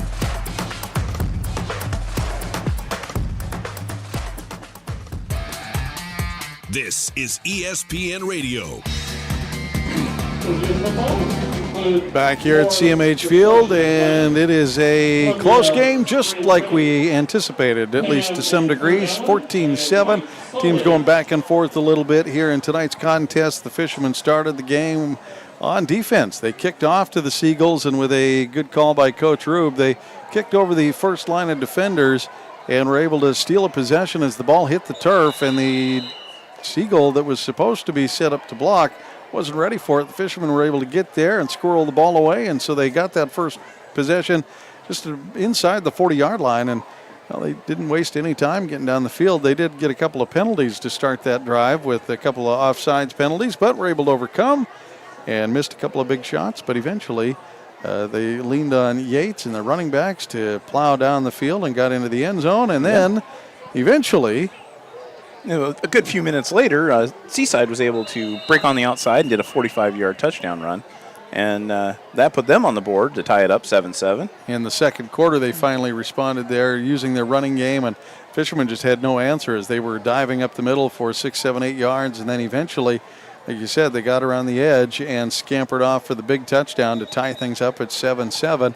But, well, the Fishermen doing what you're supposed to do. If you steal the first possession, you try to use the opportunity to start the game with points and get to the half with points, and that's exactly what they did. With 20 seconds left, they got one in, and with a good 6-yard run in for the touchdown, and then got the extra point. 14-7 is where we sit, and Fishermen are going to come out with the ball again. In theory, they're going to get the ball or receive the kickoff anyway. Yep. Now we'll see if Seaside doesn't try to respond with their own onside kick or get creative to try to get that possession back. Now that the Fishermen kind of stole that possession in the first half, or to start the game in the first half, and start the game in the first quarter, the first kickoff. You'll see if there's some coaching chess to be played in the second half here. Really, if you got to pick some things to improve on both sides of the ball, we can start with the offense, and I kind of have to go back to penalties. Yep. A couple of silly offside penalties, not really holding penalties, but a couple of offside penalties, and those are the easy ones to fix, right? Right. Holding, sometimes you just get caught, you do it, and you're just like, yeah, I did it, sorry, coach. Only one call so far, that was against Seaside. Yeah, exactly, but the offside penalties for the Fishermen, those are as coaches like to say, the bonehead penalties. Those are the ones where you just got to pay attention. And we got heads full of bone because there's 3 of them tonight. Just, listen, pay attention. Yep. That's what that penalty generally is listen, pay attention. Don't get too excited. I think in the first 2, because they got that onside kick, they might have been just a little bit antsy. Mm-hmm. And so maybe you can give away one there. You'll be like, okay, I get it. Just calm down. I get it. It's Seaside. It's pink night. It's a packed crowd.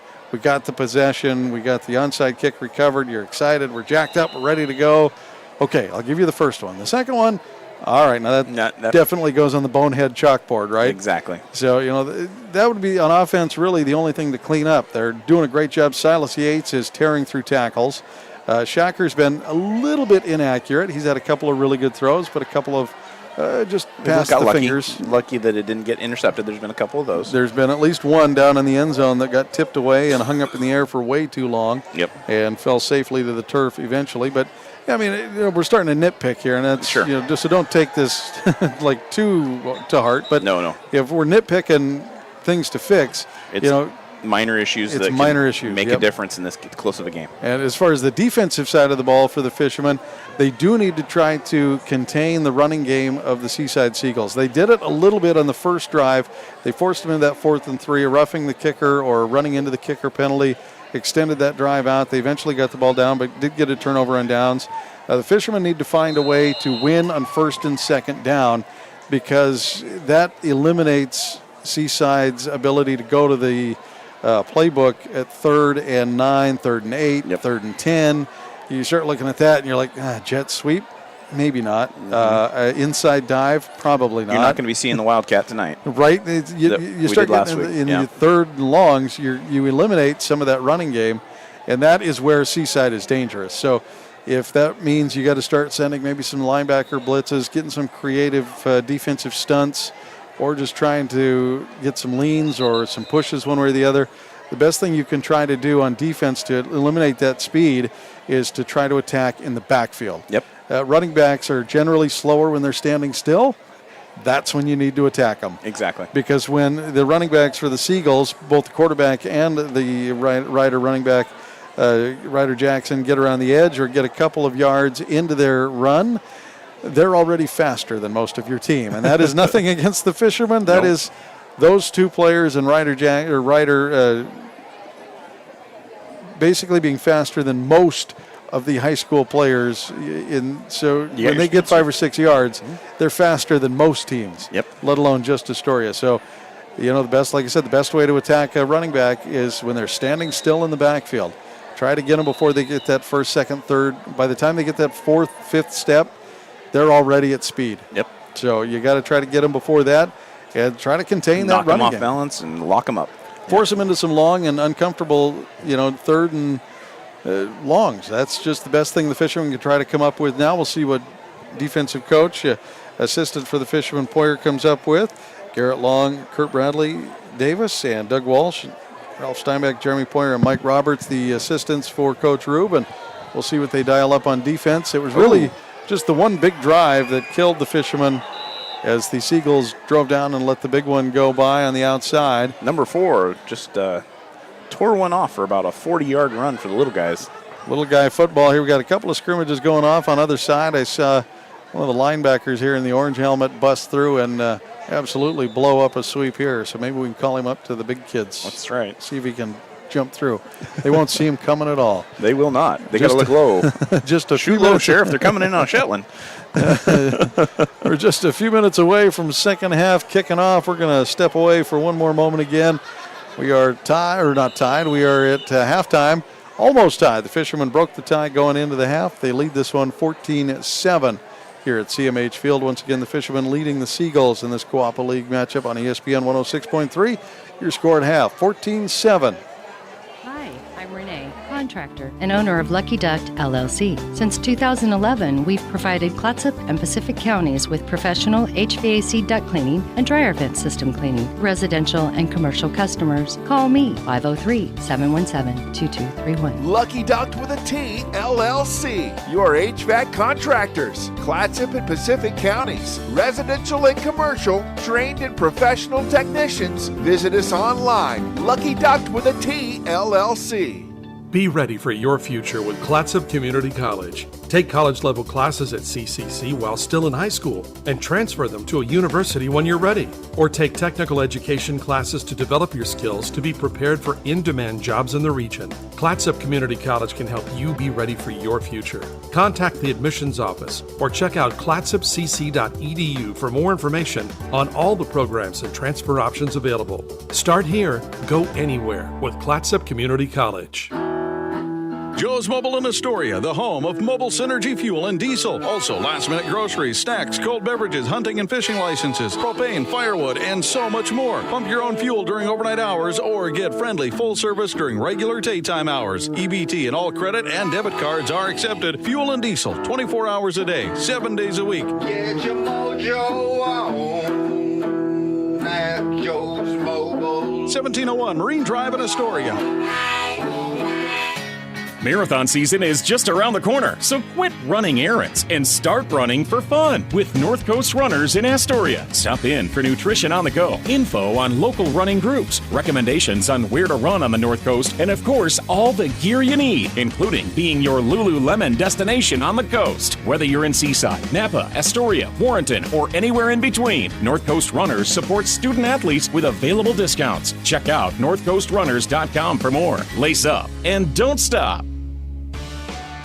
Seaside Outlets, over 100,000 square feet of savings and shopping. Great food for every member of your family. Featuring great names in retail like Nike, Eddie Bauer, Pendleton, Bath & Body Works, Rack Room Shoes, Rue 21, and Carter's. And it's all just a few blocks from the beach. Plus, there's no sales tax. Seaside Outlets, 1111 North Roosevelt Highway 101 and 12th Avenue. Visit seasideoutlets.com. Hi, folks. These sports teams that we follow pride themselves on a long tradition of excellence. The same goes for the place you choose for your home loan. Northwest Lending Group is one of the longest continually operating mortgage lenders in Clatsop County. We've been here over 20 years. I invite you to give us a try. Let us show you how we've earned over 98% customer satisfaction rating. Find us at 1227 Commercial Street in Astoria, by phone at 503-325-4116, or apply online at nwlendinggroup.com. Northwest Lending Group is an equal housing lender. NMLS 1469420, ML2891. The Peter Pan Market and Deli is the perfect place to gather for a quick snack and one of their signature sandwiches before the game. Enjoy covered outdoor seating or sit inside with beers and ciders on tap and wine by the glass. You can relax with friends before heading to the game. Make Peter Pan Market and Deli your morning stop too. Grab a coffee and a bagel or other breakfast treat before work. Order ahead at peterpan2go.com. Peter Pan Market and Deli, 712 Niagara Avenue, Astoria. Your local corner store and more. This is ESPN Radio on KKOR AM 1230 and 106.3 K2464BV, Astoria, Warrenton, Seaside. You're listening to Astoria High School Sports on 106.3 ESPN Radio. Back here at CMH Field, I'm Rob Kovacs, joined by Bob Wilkie, bringing you the call of Astoria High Fighting Fishermen football tonight as they play in their home field against the Seaside Seagulls. And last time we were in Seaside for this contest, it was a rainy, windy, miserable game. It was, and then the time before that, the power was off. The last time we were in Seaside together, the power went out, and it was all kinds of adventure. And knock on wood here at the friendly confines of CMH Field, we're getting comfortable weather, clear skies, and so far, really nothing to talk about as far as rain is concerned or weather that's supposed or anything. to hit tomorrow, but tonight it's beautiful. Tonight is gorgeous, comfortable, and not even really a breath of wind. No, flag is hanging limp there. It's been an absolutely uncanny and gorgeous fall evening for football, maybe into the 50s, but for the most part, it's actually gone up a degree since we started the game. It's now 56 degrees. Yeah, I tell you, that's one of those things. If you're playing football, this is almost the perfect weather. Yep. Because it keeps you just cool enough from overheating. And it's not, conditions of the weather, the field, you're nothing. Not cramping up. You're not. Yeah, it's good weather for playing football. For the fans, it's nice, comfortable jacket, hoodie weather, and a bag of popcorn or something off the grill out front. And not a bad night here at CMH Field. Right. A couple weeks from hot chocolate, I think. I think we're getting closer and closer as the days tick away. And, of course, the Fishermen will wrap up their season against Caboose and St. Helens next week. They will host Caboose, and then on Halloween night, we travel to St. Helens, Halloween Town, for a season ender for the Fishermen. And here tonight, they lead the Seagulls 14-7. And it is a game we anticipated to be a close one. Coach Rube, deciding with the onside kick to start the game, was able to get the possession and the ball and a score. And then it slowed down a little bit. The teams traded possessions a little bit. Seaside eventually went on a long drive starting from the 19-yard line. They got all the way down and punched in a long run, almost a 40-yard touchdown run to tie things up at 7 with the extra point. And then the Fishermen and Seagulls traded a few more possessions before the Fishermen, with just a few minutes left to go in the half, drove down and punched one in with just seconds remaining to go up 14-7. And now here to start the second half as they get the teams back on the field, the officials ready to go. The Fishermen will receive the second half kickoff, or at least that's the way they're going to line up to do things. We'll see if Seaside decides to get Trixie back. Yeah, they're welcome to try. We'll see what happens. And a little 1-for-1 here. We'll see what happens. Coach Rube likes to do that. It is, the stolen possession. I keep saying that, and that's basically what it is. The intent is for Seaside to start the game with the ball. The Fishermen stole it. Yep. That's just plain and simple the way it works, and we'll see if the Seagulls try to steal one back here. And down by 7, this is an interesting choice for the coaches, and I'm sure Coach Rube told his players, be on the lookout. As a matter of fact, he's got some of his hands players, Yates and Hill, right here in front. Also helping out for the Fishermen on the front line is Jacob Silver. So you got a couple of wide receivers and a running back on this right side of the formation for the Fishermen, and I think that is exactly what Coach Rube is anticipating. watch out for the side swipe kick and an onside kick as he's got some hands on this side of the formation. And they kick deep instead. And it looks like Byros is going to have it. Comes up the middle, catches a crease, and stumbles forward to the 40-yard line. He curls his face underneath of himself. He had another 30 yards minimum if he wouldn't have tripped on that, just slipped on the line there. His head got heavy. He started leaning forward at about the 35-yard line, anticipating, and I saw exactly what he was anticipating, a little contact. Yep. He started leaning forward because I think he thought somebody was coming in. They didn't. His head got heavy, and he just went down. Lost the center of balance, and down he went down. So, unfortunately, still a good return. Good return, but boy, oh boy, just a lost opportunity there. Instead, the Fishermen will take over at the 40 after the great return. Byros gets the pat on the head and off the field, and here we go. Receivers on both sides. 2 for Shacker. Shacker, the reverse as they go back around to Byros. He's going to have a chance to get around the edge here. Great job by Seaside to shut that down, though. They stayed home. They were expecting it. It's going to be just a short gain.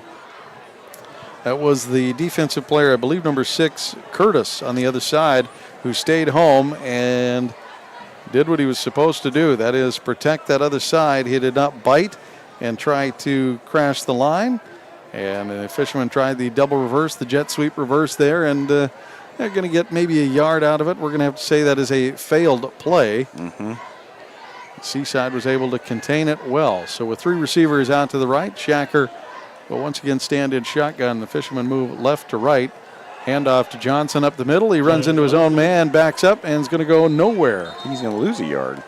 He ran into the forward progress. backup volley, I believe, and bounced backwards, then got back up to the line of scrimmage before being drugged down. Now they're going to give him that forward progress. And Yates will check in, and it looks like Johnson is going to come out. A little bit lame on one of those legs. Just shake it out. We'll see how he does. He's had a couple of dings here and there. We'll see if he shakes it loose and goes back into the game. But Yates, he's been running the ball well tonight.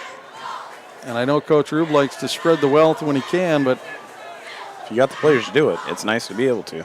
Kind of one of those things you got to go with a hot hand, too. Sure. Shacker looks. He's coming out to the right side where he's got 3 receivers rolling this way. He's got his receiver, Gore.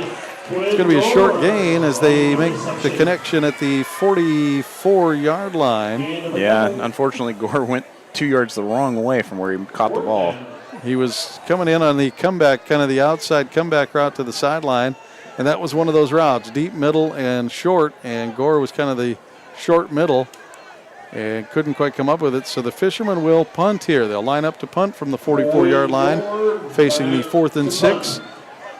Coach Rube choosing to punt the ball away, leading 14-7 here, or at least lining up for the punt. Don't be shocked. Gore has punted intermittently, and every now and then he'll sneak one out and be tricky.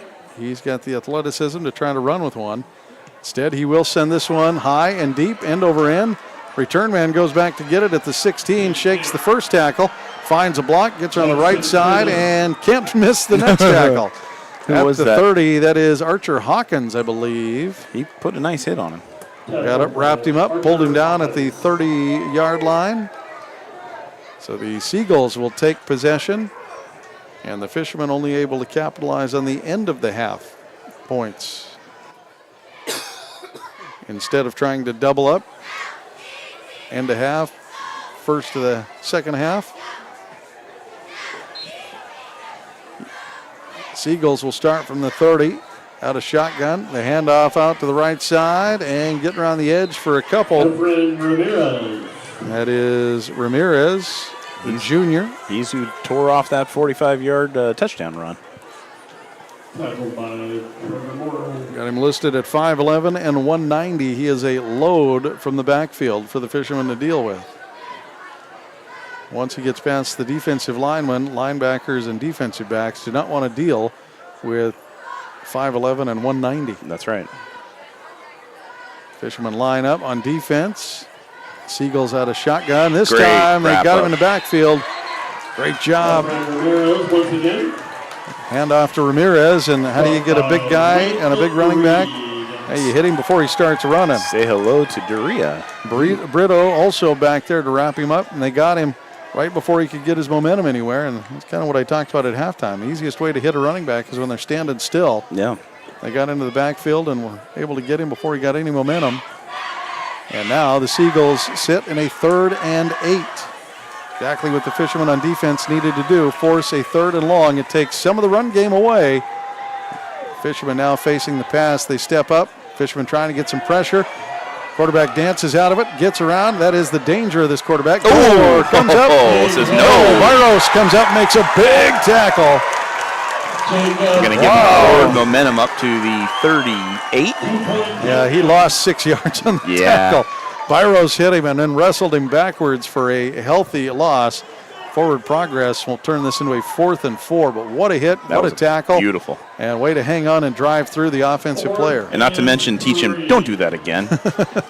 Yeah, he'll think twice about trying to scurry around that edge and seeing number 6 coming at him. How many times do we have to teach you this lesson, old man? Tell you what, Byros may not be big, but he had the power there. He's carrying a fistful of hammers on that hit. Yeah. Shotgun, tight formation, receivers stacked up on the weak side, quarterback run. Oh, number 10 for Astoria. Hudson Hill blows through and blows up the play, and the Fishermen will take possession at the 37-yard line. Wow, Hudson Hill blew through the line there, and again, how do you stop a fast runner? Hit them while they're standing still. That's right. What a stop by Astoria. What a great stop by Astoria. They forced him into that 3rd and long. They got a few yards on the quarterback scramble, and then when they tried to run it again, the Fishermen were there and got a great stuff. So with just under 8 minutes to go, the Fishermen are in prime position at the 37-yard line with their second possession of the half. It's almost like they didn't punt. Shacker lines up, sends his receivers to the left, and hands off to Yates. Yates dances around, spins up. He's going to get a couple extra yards and fights to the 34. Watch the official walk in for the 34-yard line, it looks like, is what he's going to get. So he'll take 3. Yards after contact, though. He got at least 1 or 2 there. He did shake off the first one. Fisherman trying to get another one on the board. They'd love a 2-score lead against the speedsters of Seaside. I'd love it too. Shacker looks, calls for it. 3 receivers out to his left, fakes the handoff out to Gore. Gore goes up and gets it and shakes the first defender and gets to the sideline, and he'll pick up the first down. His athleticism was able to shake the first tackler, the wide receiver out there trying to help Morrow. Couldn't quite get the block on the receiver, and it'll say he stepped out of bounds just shy of the first down. Yeah, they're going to say 2 yards shy. So 3rd and 2. There was a good pile of kids running towards the sideline, and Gore couldn't quite get turned all the way up at the edge there at the end. So instead, looks like they're going to run the heavy set. The Fishermen are, as Morrow and Gore and a few others come off the field. They send in the extra linemen. They go heavy. Shacker goes under center. A lot of quarterback sneaks out of this play. Mm-hmm.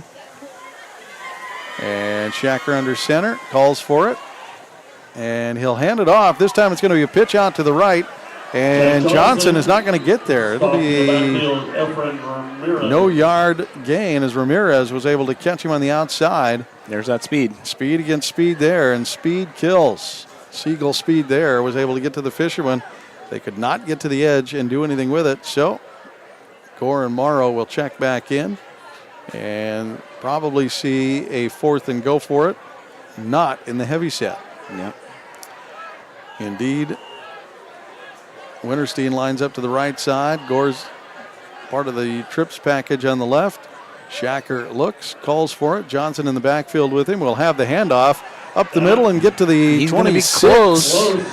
It's going to be really close. The spot from both officials coming in. It is a 4th and 2. They're going to bring the sticks in, I think. Nope, the official's going to wave it forward. They're not going to bring the sticks.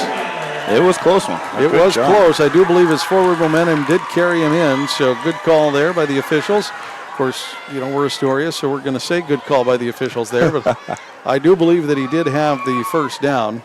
Yep. He was pushing forward. I think he had just enough of what he needed. So from the 27, 6:05 on the clock, the Seagulls will try to defend the Fishermen's trip set to the left. Shacker looks, sends Johnson up to his left hip and out on a pattern.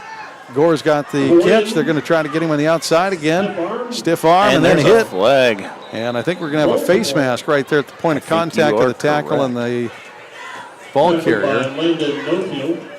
Lowfield and Gore got tangled up on the edge as Gore tried to give him the stiff arm. Now it's just going to be depending on who the face mask is on. The offensive player, even though they can stiff arm, can get a face mask penalty if they curl the fingers and move the face mask. It is possible. Personal foul, face mask, defense.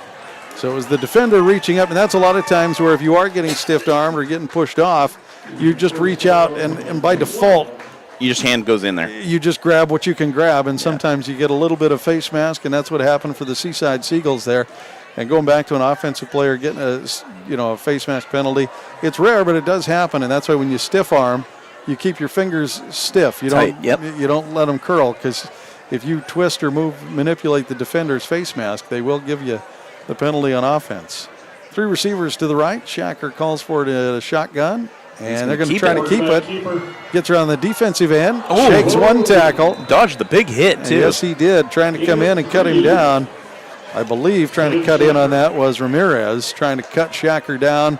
He missed, and Shacker was able to scamper free for about 3 yards.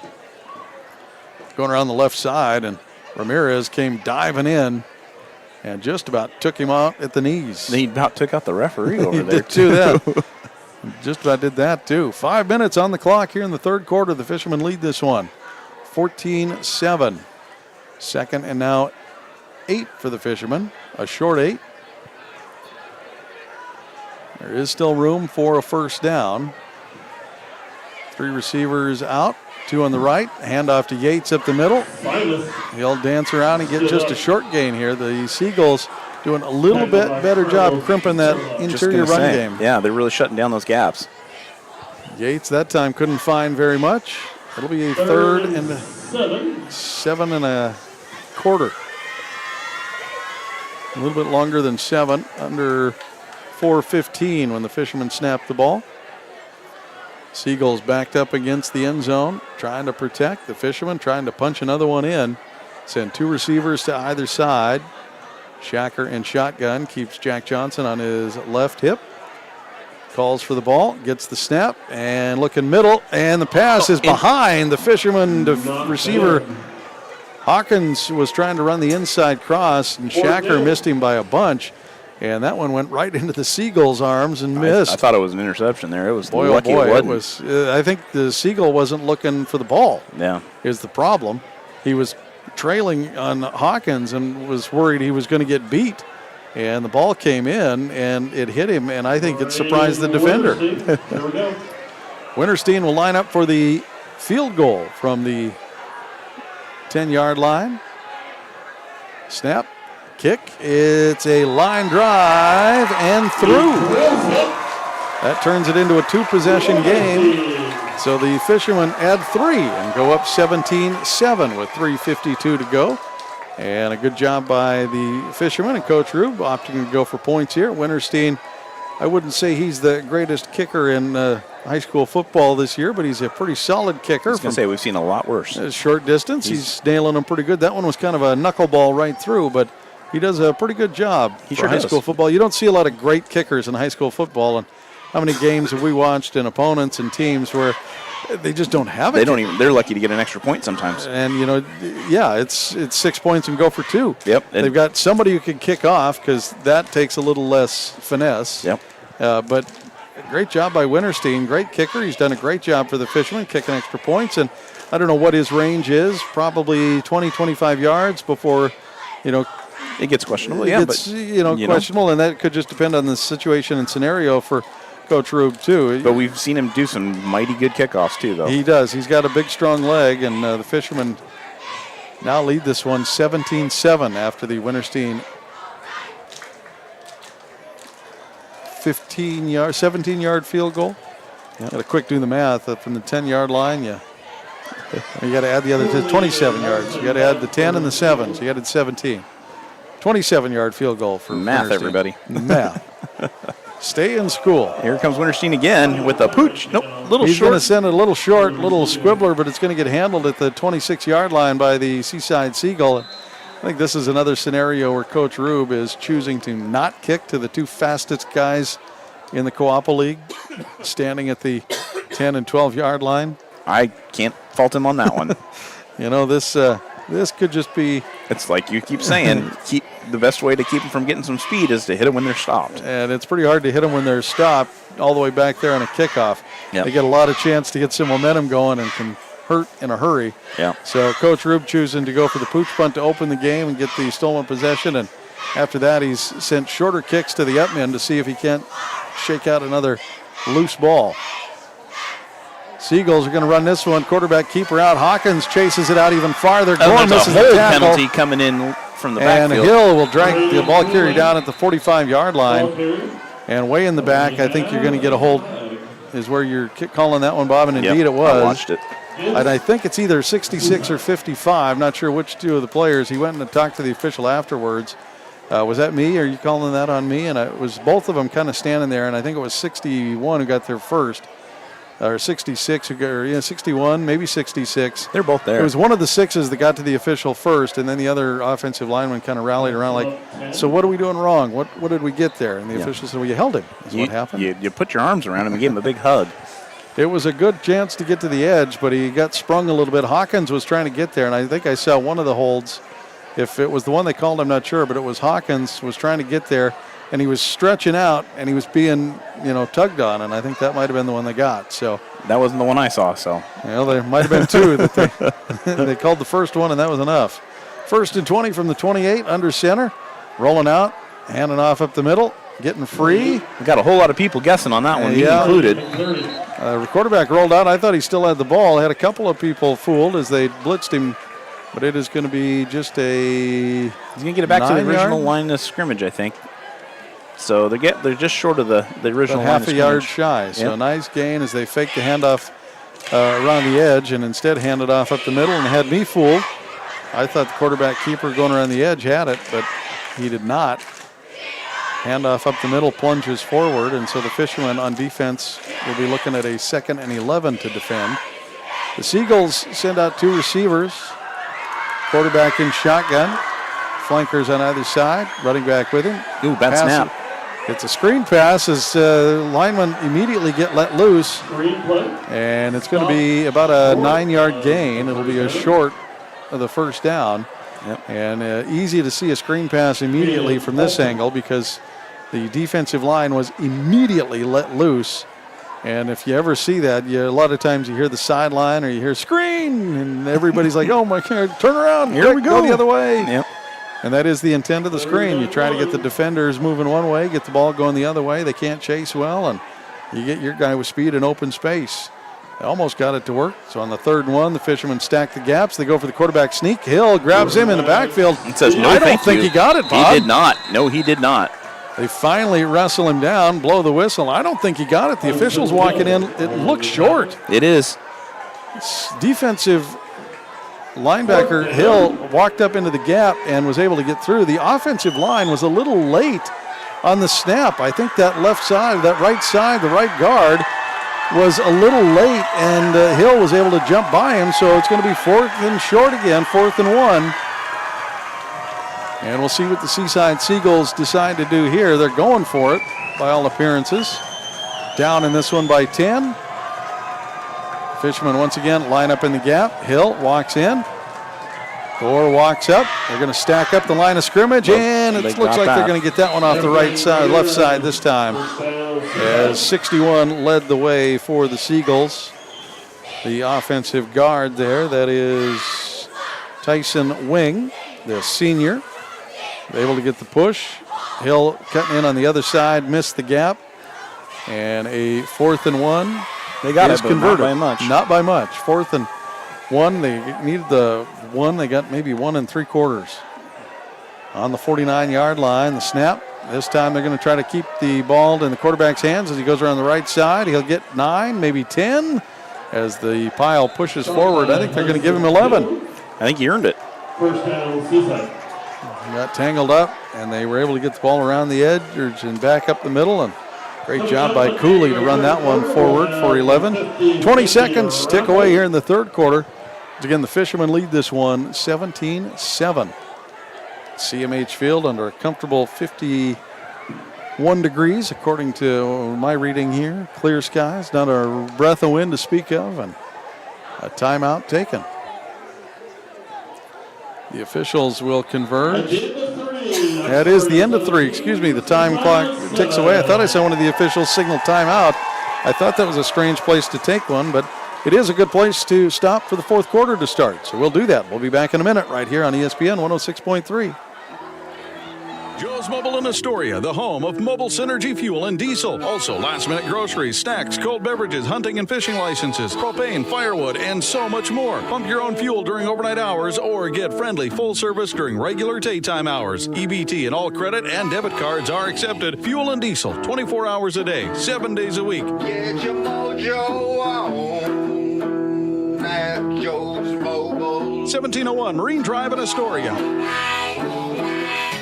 Marathon season is just around the corner, so quit running errands and start running for fun with North Coast Runners in Astoria. Stop in for nutrition on the go, info on local running groups, recommendations on where to run on the North Coast, and of course, all the gear you need, including being your Lululemon destination on the coast. Whether you're in Seaside, Napa, Astoria, Warrenton, or anywhere in between, North Coast Runners supports student athletes with available discounts. Check out northcoastrunners.com for more. Lace up and don't stop. You're listening to Astoria High School Sports on 106.3 ESPN Radio. Back here at CMH Field, and the Seagulls on their first play of the fourth quarter. 1st and 10, quarterback keeper rolled out to his right, turned around and went the other way, and then got leveled after about a 4-yard pickup. Thought he had a free shot, turned around and found an Astoria defender who hit him hard. Yeah, he's taking a few of those. Did not catch who that shots. was. I missed that as well. Coming back from break, caught me. It may have been Landon Reed for the Fishermen, wearing 51 in the black jerseys tonight. 2nd and 10, fourth quarter, Fishermen lead by 10, and the Seagulls run up the middle for a big gash and pick up about 10.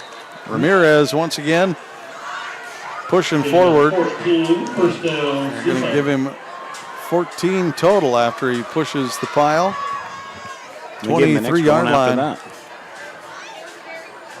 Fishermen with a 2-possession lead, leading 17-7. Scoring last with the field goal from Winterstein. Seagulls come back out, send a receiver out. It is Landon Nofield. And this time they're going to roll this way and look for it. Getting turned back inside is the quarterback and stood up, spun around. And still moving that pile. Cooley down to the 15-yard line. It'll be short of the first down by a couple of yards. Tried to roll out to his right, decided to scramble, and was able to find some field up between the edge and the center of the field, and was able to find 7 as they spot the ball on the 16.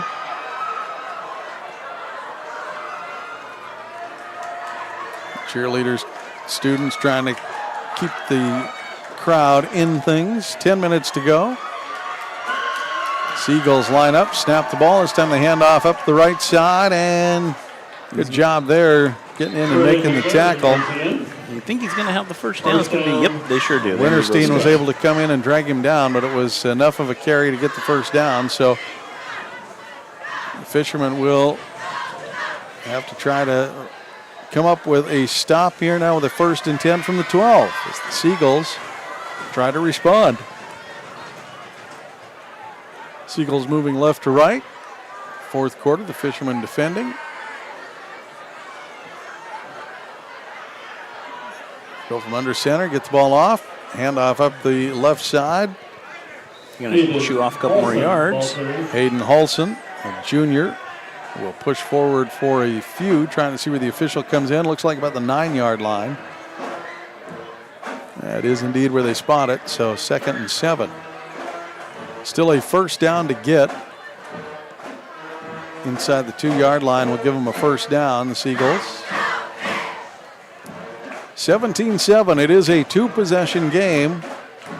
And the Seagulls line up, this time sending 3 receivers out to the left. They've been going in a standard 1 receiver under center formation, this time out of shotgun. Look, quarterback throws up the middle, in the air, and handled right at the 1-yard line. So it's a first down. What a great catch. See if we can get a number as the receiver went up to get it in. I think Cooper was the one who went up and got it. Great catch, great connection. Fisherman had a hand in there and was able to get him thrown down, but not before he made a great catch and set the Seagulls up on a 1st and goal from the 1. I'm guessing maybe Ramirez might get the ball here, Bob. I think it's probably a safe bet here. Ramirez gets the ball here, Bob, and scores. All right. If you've got a 190-pound running back, you hand the ball to him on the 1st and goal. Seagulls come away with a touchdown and go up to 13 at 8:23 here in the game. They still trail the Fish by 4. They line up for the extra point. Cooley will do the handling of the ball. Dutch Miller, the kicker, freshman, will do the kicking duties. And it is up and no good. Off to the right, Gore came flying in around the edge, laid out. Great job by Gore to lay out in front of the kicker. You either take one off the face, the arm, the chest, the armpit. You sacrifice the body and keep the what points you off don't the do board. is hit the kicker. That's right. We learned that one earlier. So great job by Gore flying in around the edge. Just a little bit late, but it was enough to maybe scare the kicker, and saw the black jersey flying in and pushed it off to the right just a little bit. So you might not have got the block, but sometimes just he didn't get hit either. Just putting something in the corner of the kicker's eye is all you need to do. Break that concentration for just a second. Yep. 17-13. It is a 4-point ball game with 8:23 in the 4th quarter. And we'll see what Coach Rube decides to do here for the return. I would imagine that on the return you don't get too tricksy. You just keep it pretty straightforward. But we'll see what Seaside does for the kickoff. You got to keep everybody on your toes. You never know when they're going to try to sneak one back. That's right. They had one against them. Are they going to try to return the favor?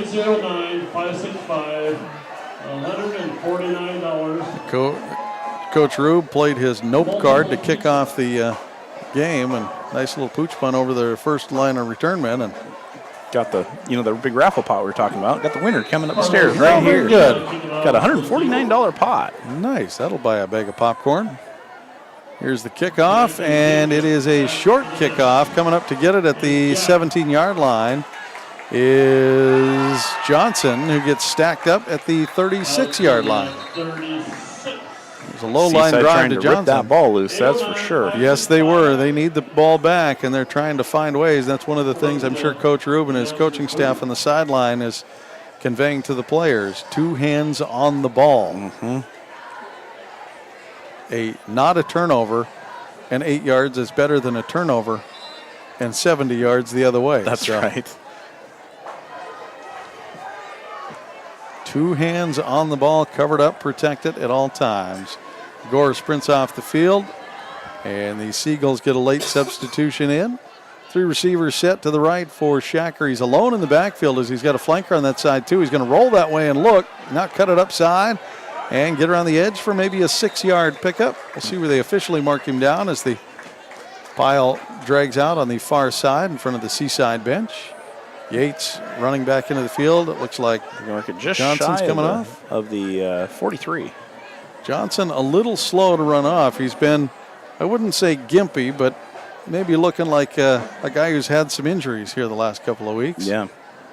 Nice thing about the Fishermen between Johnson, Yates, Viros, Archer Hawkins, we've seen him duck into the backfield a time or two. They've got some options out of the backfield. Even Gore can make a threat out of the spread formation.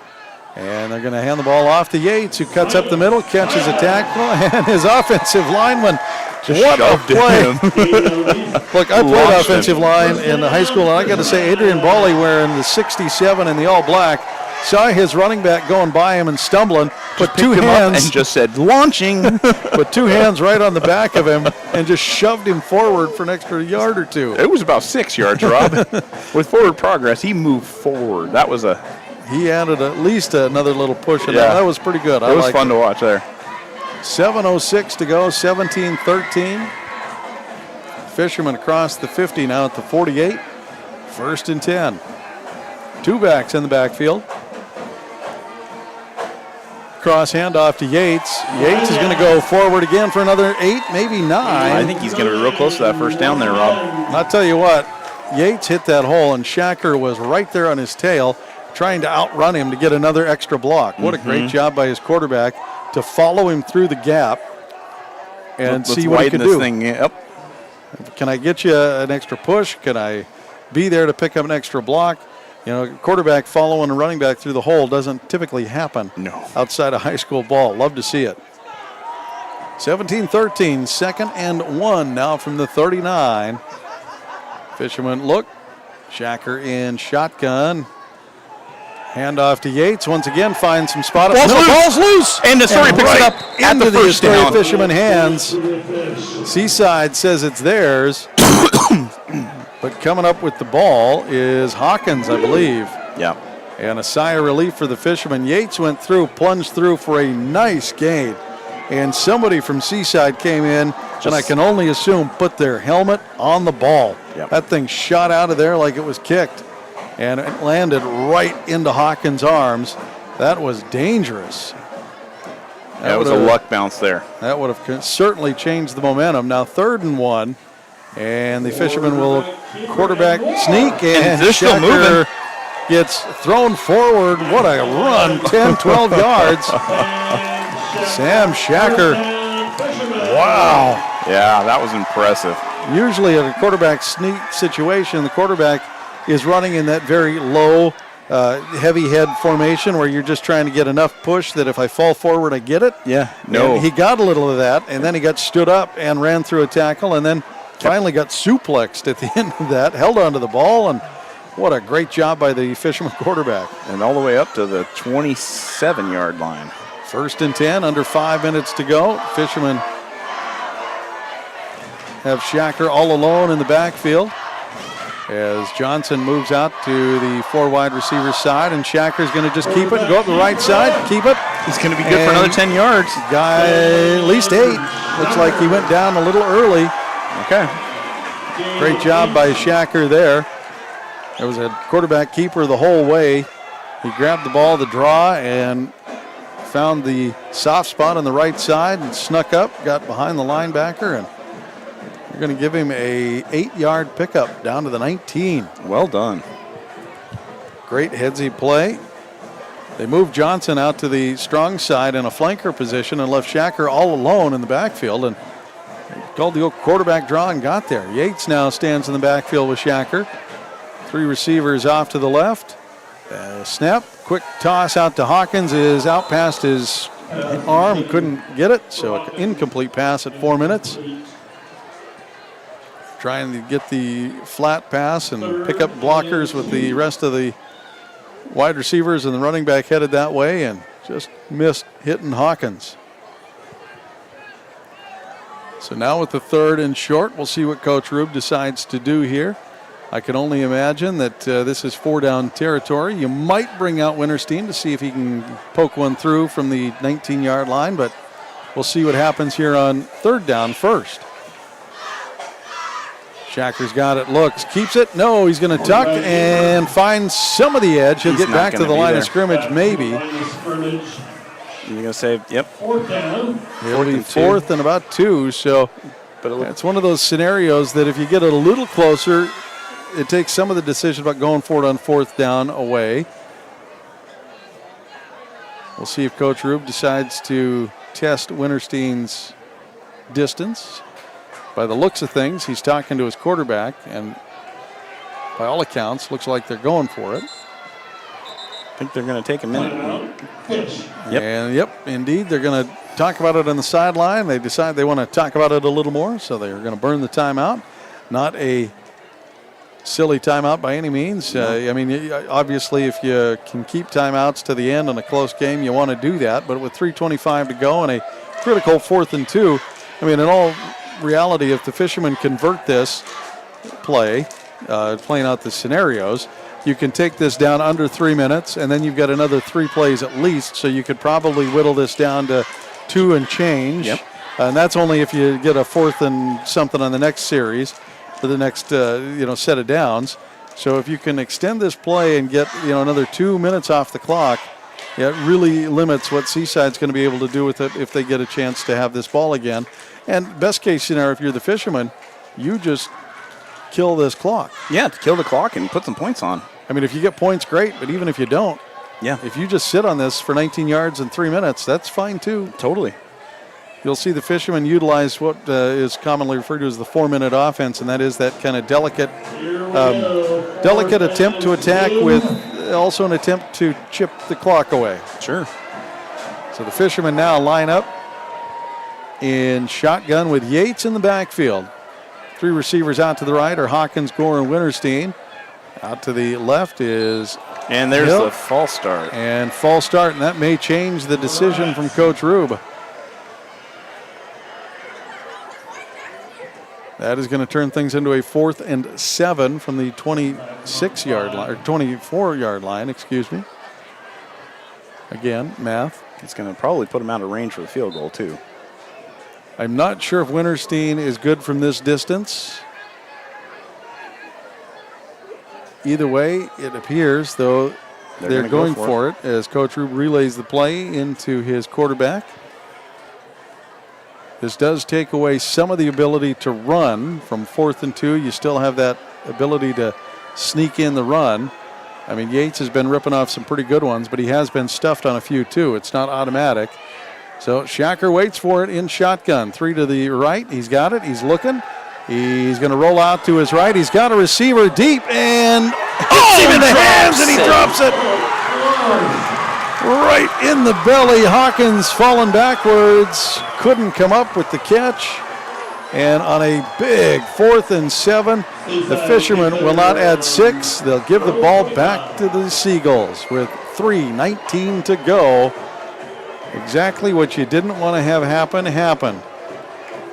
Stopping the clock, turning the ball over, and not getting anything out of it. Boy, oh boy. That was close to 6, though, I'll tell you. That was tough. That one fell into Hawkins' lap. The defender was there trailing and may have interfered with Hawkins' ability to see the ball come in entirely. But it hit him right in the numbers in the chest, and he just... What a tough one to have fall out of your hands in the end zone. Yeah, that'll keep him up tonight. The Seagulls in shotgun. High snap. Drops the ball. Falls back on it. I don't believe that Fishermen are able to get there in time. No. Cooley. High snap. Tried to bring it back down and lost control of it. 4-yard loss, though. So clock will run. 3 minutes. Under 3 minutes now tick away. Play gets relayed in for the Seagulls. They do still have all 3 of their timeouts here in this half. Send the receivers out.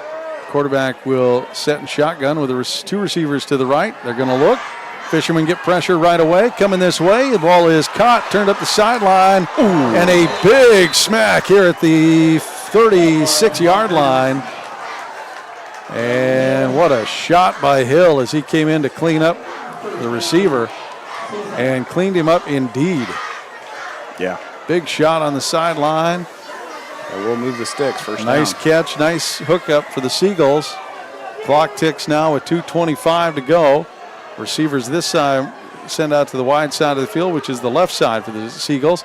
Run up the middle by the quarterback. He's going to keep it, finds a spot, gets around Gore, goes up the sideline, and Byros finally pushes him out of bounds after a big 20-yard gain. The Seagulls will run out of bounds at the 41-yard line. Quarterback keeper, Cooley gets around the left side. They're going to mark him back at the 41. I thought he got further than that, so. Stepped out of bounds at the 41, and Coach Rube wants to stop the momentum here. He's calling the timeout. Boy, oh boy, what a shift after a drop touchdown by the Fishermen. The Seagulls have ripped off a couple of big ones, and now at the 41-yard line, they are 2 minutes and 11 seconds away from trying to tie, or at least they can't tie now with a 4-point difference, but they will attempt to at least take away the field goal for tie. So it's a touchdown or nothing for the Seagulls. Yeah, need up enough clock that Astoria doesn't have a chance to get down and put another now score this is on. the opportunity for the Seagulls to run the 4-minute clock, and that is the efficient, do something with it, kill all the time, and don't let the Fishermen have anything at the end if you can. The officials' crew chatting with each other, making sure their communication is good. Yeah, I'm sure they understand the importance of the score, the game, everything else. I'm sure it's not lost on them. All right, here we go. After the timeout from the short side of the field, the Seagulls send the receivers out, 2 of them. The Fishermen, the quarterback keeper up that side, and spinning free.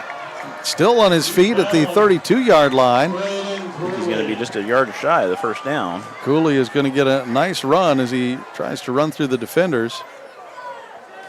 While we're waiting for them to line back up, I got some results tonight. The LeGrand versus Cascade game. Cascade blows LeGrand out 51-7. That one kicked off at 6 this evening, and that is the only score we have so far.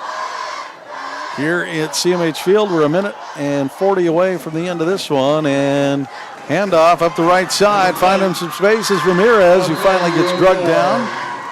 After picking up a nice first down for the Seagulls, he'll be marked at the 22-yard line. And with 1.5 to go, the Fishermen have 1 timeout. The Seagulls with 3 still. 1 wide receiver out to the right. Seagulls handoff to Ramirez. This time piled up into the 17-yard line. Be about a 5-yard gain. Got a Seaside player down. Got a player on his back. Now rolling over, trying to get up. He is up. And that is Ramirez, I believe. I think he had 2 teams on top of him there. He might have got the wind knocked out of him there. He had, like you said, 2 teams on top of him. 21 players sitting on top of him. 1:07 to go. Seagulls down by 4. The Fishermen trying to hold on defense. 2 receivers to the right. Quarterback and shotgun will keep it. And running up the middle, getting twisted down at the 10-yard line. The Seagulls will face a 1st and goal from the 10. 52 seconds on the clock. Seagulls down by 4. Coach Rube, 1 timeout in his pocket still. Quarterback keeper again up the middle, pushing forward for a short gain of 2. Clock ticks away. See if the Seagulls decide to start using timeouts. They haven't yet. There it is. The Seaside finally takes a timeout with 34 seconds on the clock. Fishermen lead this one 17-13, and they are having a tough time handling the Seaside rushing offense here late in this one. The quarterback keeper is killing them. As the quarterback for the Seagulls, Braden Cooley, is able to find a little bit of room inside that tight formation. Fishermen need a big defensive stand now. All of a sudden, that drop touchdown at the other end is looming very large. It sure is. Fishermen were able to get the the field goal to go up 17-13, forcing the have to get it situation for the Seagulls. 1 receiver out to the left, quarterback under center. He's got it, turns, hands, and rushing up the middle, getting stuffed at the 5.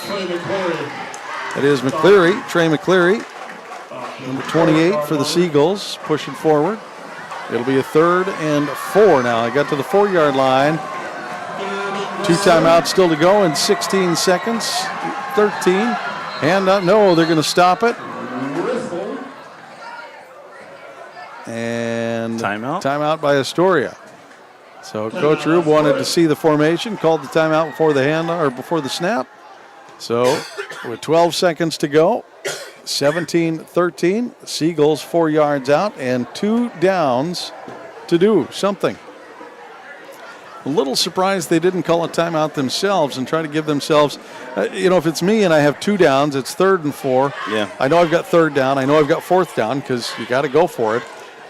Typical play takes anywhere between, it could be 6 to 7 seconds. I'd want at least 20 on the clock. I hear you. For 2 plays. Especially when they let that tick down because it was 24 seconds on the clock. To me, I'd want at least 20 on the clock. If you're not going to get it, if you're going to get it, you want to punch this thing in on 4th and whatever. If you even do it with 1 second, whatever. But I'd want at least 20 personally, I think. And I'm a little surprised that Seaside didn't burn a timeout with 2 in their pocket. They'll line up here with the receiver out to the left after the timeout. Fishermen lead 17-13, 4 yards to go for the Seagulls. Oh, and they get Astoria to jump. And most of the defensive line for Astoria jumped. And that will move the ball 2 yards closer. So now the Seagulls have a 3rd and 2 with 12 seconds to work with. Fishermen line up. Linebackers jump in the gaps. They hand off up the middle. Fishermen blitz in, get it, stand him up, spin him.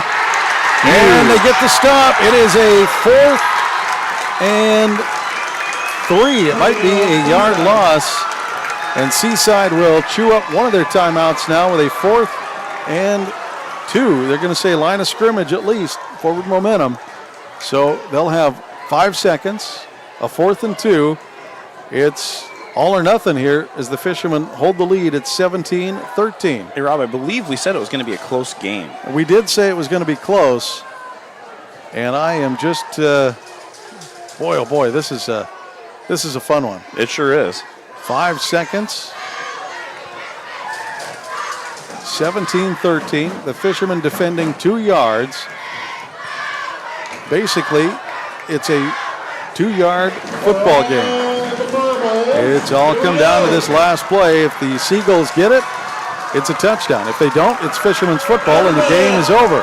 Seagulls go up under center. They turn around. Ramirez gets it, gets stood up, gets stopped. I don't think he's there, Bob. The Fishermen, the officials run in and say touchdown. Holy moly. Second effort puts Ramirez in, and with no time left, the Seagulls punch it in and go up 19-17. And now they need to clear the field because they will still need to do the extra point. Coach Rube is running in. He wants to talk to the officials. Nope, the officials are running off the field. They're saying no need for the extra point. So that'll do it. Seaside will steal the win here, 19-17 at CMH Field on a 4th and 2 with 5 seconds left. Ramirez squirrels up the middle to get past the Fishermen to score for the Seagulls, and the Fishermen lose in a heartbreaker here on Pink Night and Little Guy Football Night. Once again, your final score, 19-17. We'll be back in just a moment to wrap things up and look ahead right here on ESPN 106.3. Seaside Outlets, over 100,000 square feet of savings and shopping. Great food for every member of your family, featuring great names in retail like Nike, Eddie Bauer, Pendleton, Bath & Body Works, Rack Room Shoes, Rue 21, and Carter's. And it's all just a few blocks from the beach. Plus, there's no sales tax. Seaside Outlets, 1111 North Roosevelt Highway 101 and 12th Avenue. Visit seasideoutlets.com. Joe's Mobile. Fuel, diesel, groceries, snacks, beer, propane, hunting and fishing licenses, firewood, and so much more. 1701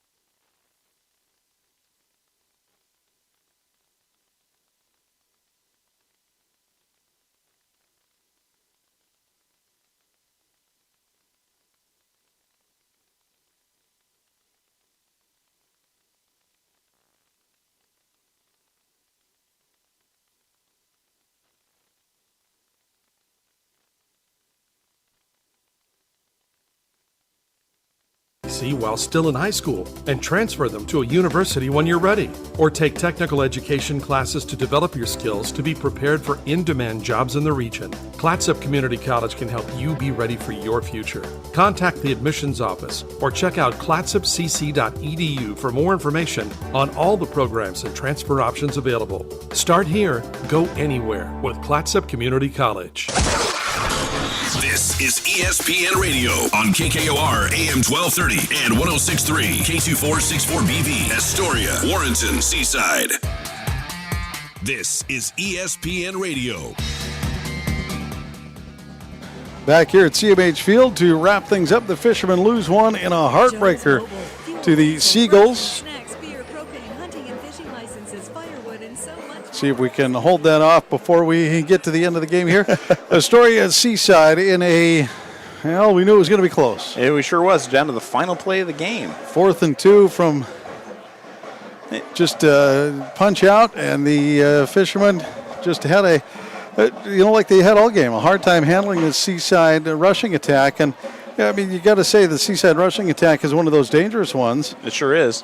They've got speed, and they've got, a big, strong Ramirez running back to just punch up the middle. Astoria did a great job holding him. They even stopped him on the final play there, and we thought he was short, and then he got a second momentum and just slipped on in, and that's all it took. Yeah, just one more Fisherman to come in and maybe get a hold of him and drag him back and hold him from getting there. Might have been the key. A couple of big points in this game. One of them was, the drop touchdown for the Fishermen. Yep. 3 minutes to go. They were able to get that one. They go up 6, turn it into a 2-possession game again, and leaves the Seagulls with just not enough time to do anything with it. Right. And unfortunately, again, the drop penalties, touchdown. and then the penalties all night long. 4 false starts and an offsides at the last second there. Yep, the defensive offsides to scoot it from 4th and 4 to 4th and 2 was a killer. Maybe they still get it from 4 yards out, but it's certainly a heck of a lot tougher. Twice as hard even. Twice as hard even, exactly. That's an extra 2 yards, and you pretty much know that the ball is going to Ramirez, and they're going to try to pile the ball in there. He's listed, like I said, at 190 and 5'11". If you got a running back that size, and we watched him muscle the ball up and down the field a number of times, and the times the Fishermen were able to get him stopped was usually when he had that first or maybe second step and there's a little penetration in the backfield and you're able to hit him, get a hit on him, or get him to slow down or get him to try to turn. Either way, the Fishermen come away with a heartbreaker loss here against the Seagulls at home. Yep. And next for the Fishermen, it's going to be a tough one as they will stay here at CMH Field to host Scappoose, a very tough Scappoose team. And for the Seaside Seagulls, they will be off to play St. Helens. And actually, they'll be hosting St. Helens and Tillamook to close out their season. So, and that'll definitely shake up the league rankings. That's going to have Seaside leapfrog us into the 3rd place spot. We're tied for 2nd, actually, because whoever loses the game between Tillamook and Scappoose will be at 2-1 as well. So will Seaside. So somebody's going to be 3-0, and then you got 2 teams at 2-1. And I just checked to see if we had any results from those other league games, and unfortunately we do not. Just the one game with LeGrand versus Cascade, with Cascade wiping out LeGrand 51-7. There you have it. So for the Fishermen, next it is a home game as they get ready to host Scappoose, and we'll have that for you coming up next Friday. And that is the 24th. Make sure you tune in and catch it on ESPN 106.3. And don't forget, you can also find us on our YouTube channel. You can listen live there as the live broadcast can be found at ESPN 106.3 Astoria. Make sure you find it, like, share, subscribe, do all that fun stuff, and you'll get email notifications when we go live with an Astoria High broadcast, and you can tune in and catch it right there from our YouTube channel. For Bob Wilkie, I'm Rob Kovach signing off at CMH Field. Thanks for tuning in and listening to tonight's game. It's Astoria High Fighting Fishermen football. Staying home next week. Tune in and catch it right here on ESPN 106.3. Marathon season is just around the corner, so quit running errands and start running for fun with North Coast Runners in Astoria. Stop in for nutrition on the go, info on local running groups, recommendations on where to run on the North Coast, and of course, all the gear you need, including being your Lululemon destination on the coast. Whether you're in Seaside, Napa, Astoria, Warrenton, or anywhere in between, North Coast Runners supports student athletes with available discounts. Check out northcoastrunners.com for more. Lace up and don't stop. Seaside Outlets, over 100,000 square feet of savings and shopping. Great food for every member of your family. Featuring great names in retail like Nike, Eddie Bauer, Pendleton, Bath & Body Works. Rack Room Shoes, Rue 21, and Carter's. And it's all just a few blocks from the beach. Plus, there's no sales tax. Seaside Outlets, 1111 North Roosevelt Highway 101 and 12th Avenue. Visit seasideoutlets.com. The Peter Pan Market and Deli is the perfect place to gather for a quick snack and one of their signature sandwiches before the game. Enjoy covered outdoor seating or sit inside with beers and ciders on tap and wine by the glass. You can relax with friends before heading to the game. Make Peter Pan Market and Deli your morning stop too. Grab a coffee and a bagel or other breakfast treat before work. Order ahead at peterpan2go.com. Peter Pan Market and Deli, 712 Niagara Avenue, Astoria. Your local corner store and more. Joe's Mobile in Astoria, the home of mobile synergy fuel and diesel. Also, last-minute groceries, snacks, cold beverages, hunting and fishing licenses, propane, firewood, and so much more. Pump your own fuel during overnight hours or get friendly full service during regular daytime hours. EBT and all credit and debit cards are accepted. Fuel and diesel, 24 hours a day, 7 days a week. Get your mojo on at Joe's Mobile. 1701 Marine Drive in Astoria. Be ready for your future with Clatsop Community College. Take college-level classes at CCC while still in high school and transfer them to a university when you're ready. Or take technical education classes to develop your skills to be prepared for in-demand jobs in the region. Clatsop Community College can help you be ready for your future. Contact the admissions office or check out clatsopcc.edu for more information on all the programs and transfer options available. Start here, go anywhere with Clatsop Community College. Are you currently in the market for a new car, truck, or SUV? Then look no further than Dane Gouge's Astoria Ford. With hundreds of makes and models to choose from, you're bound to find something you want, including the Ford F-150, best-selling truck in America, 47 years running. Stop by Dane Gouge's Astoria Ford today and take a test drive and find that new vehicle you have always wanted. Whether you're buying, selling, or trading, you always get the best deal at Dane Gouge's Astoria Ford, 1809 Ensign Lane across from Costco Gas, or visit them online at astoriaford.net. This broadcast on 106.3 ESPN Radio was brought to you locally by Peter Pan Market and Deli, Astoria Ford, Joe's Mobile, the Seaside Outlets, Northwest Lending Group, Clatsop Community College, Lucky Duct HVAC and Dryer Duct Cleaning, and North Coast Runners Supply. You're tuned in to ESPN Radio on 106.3.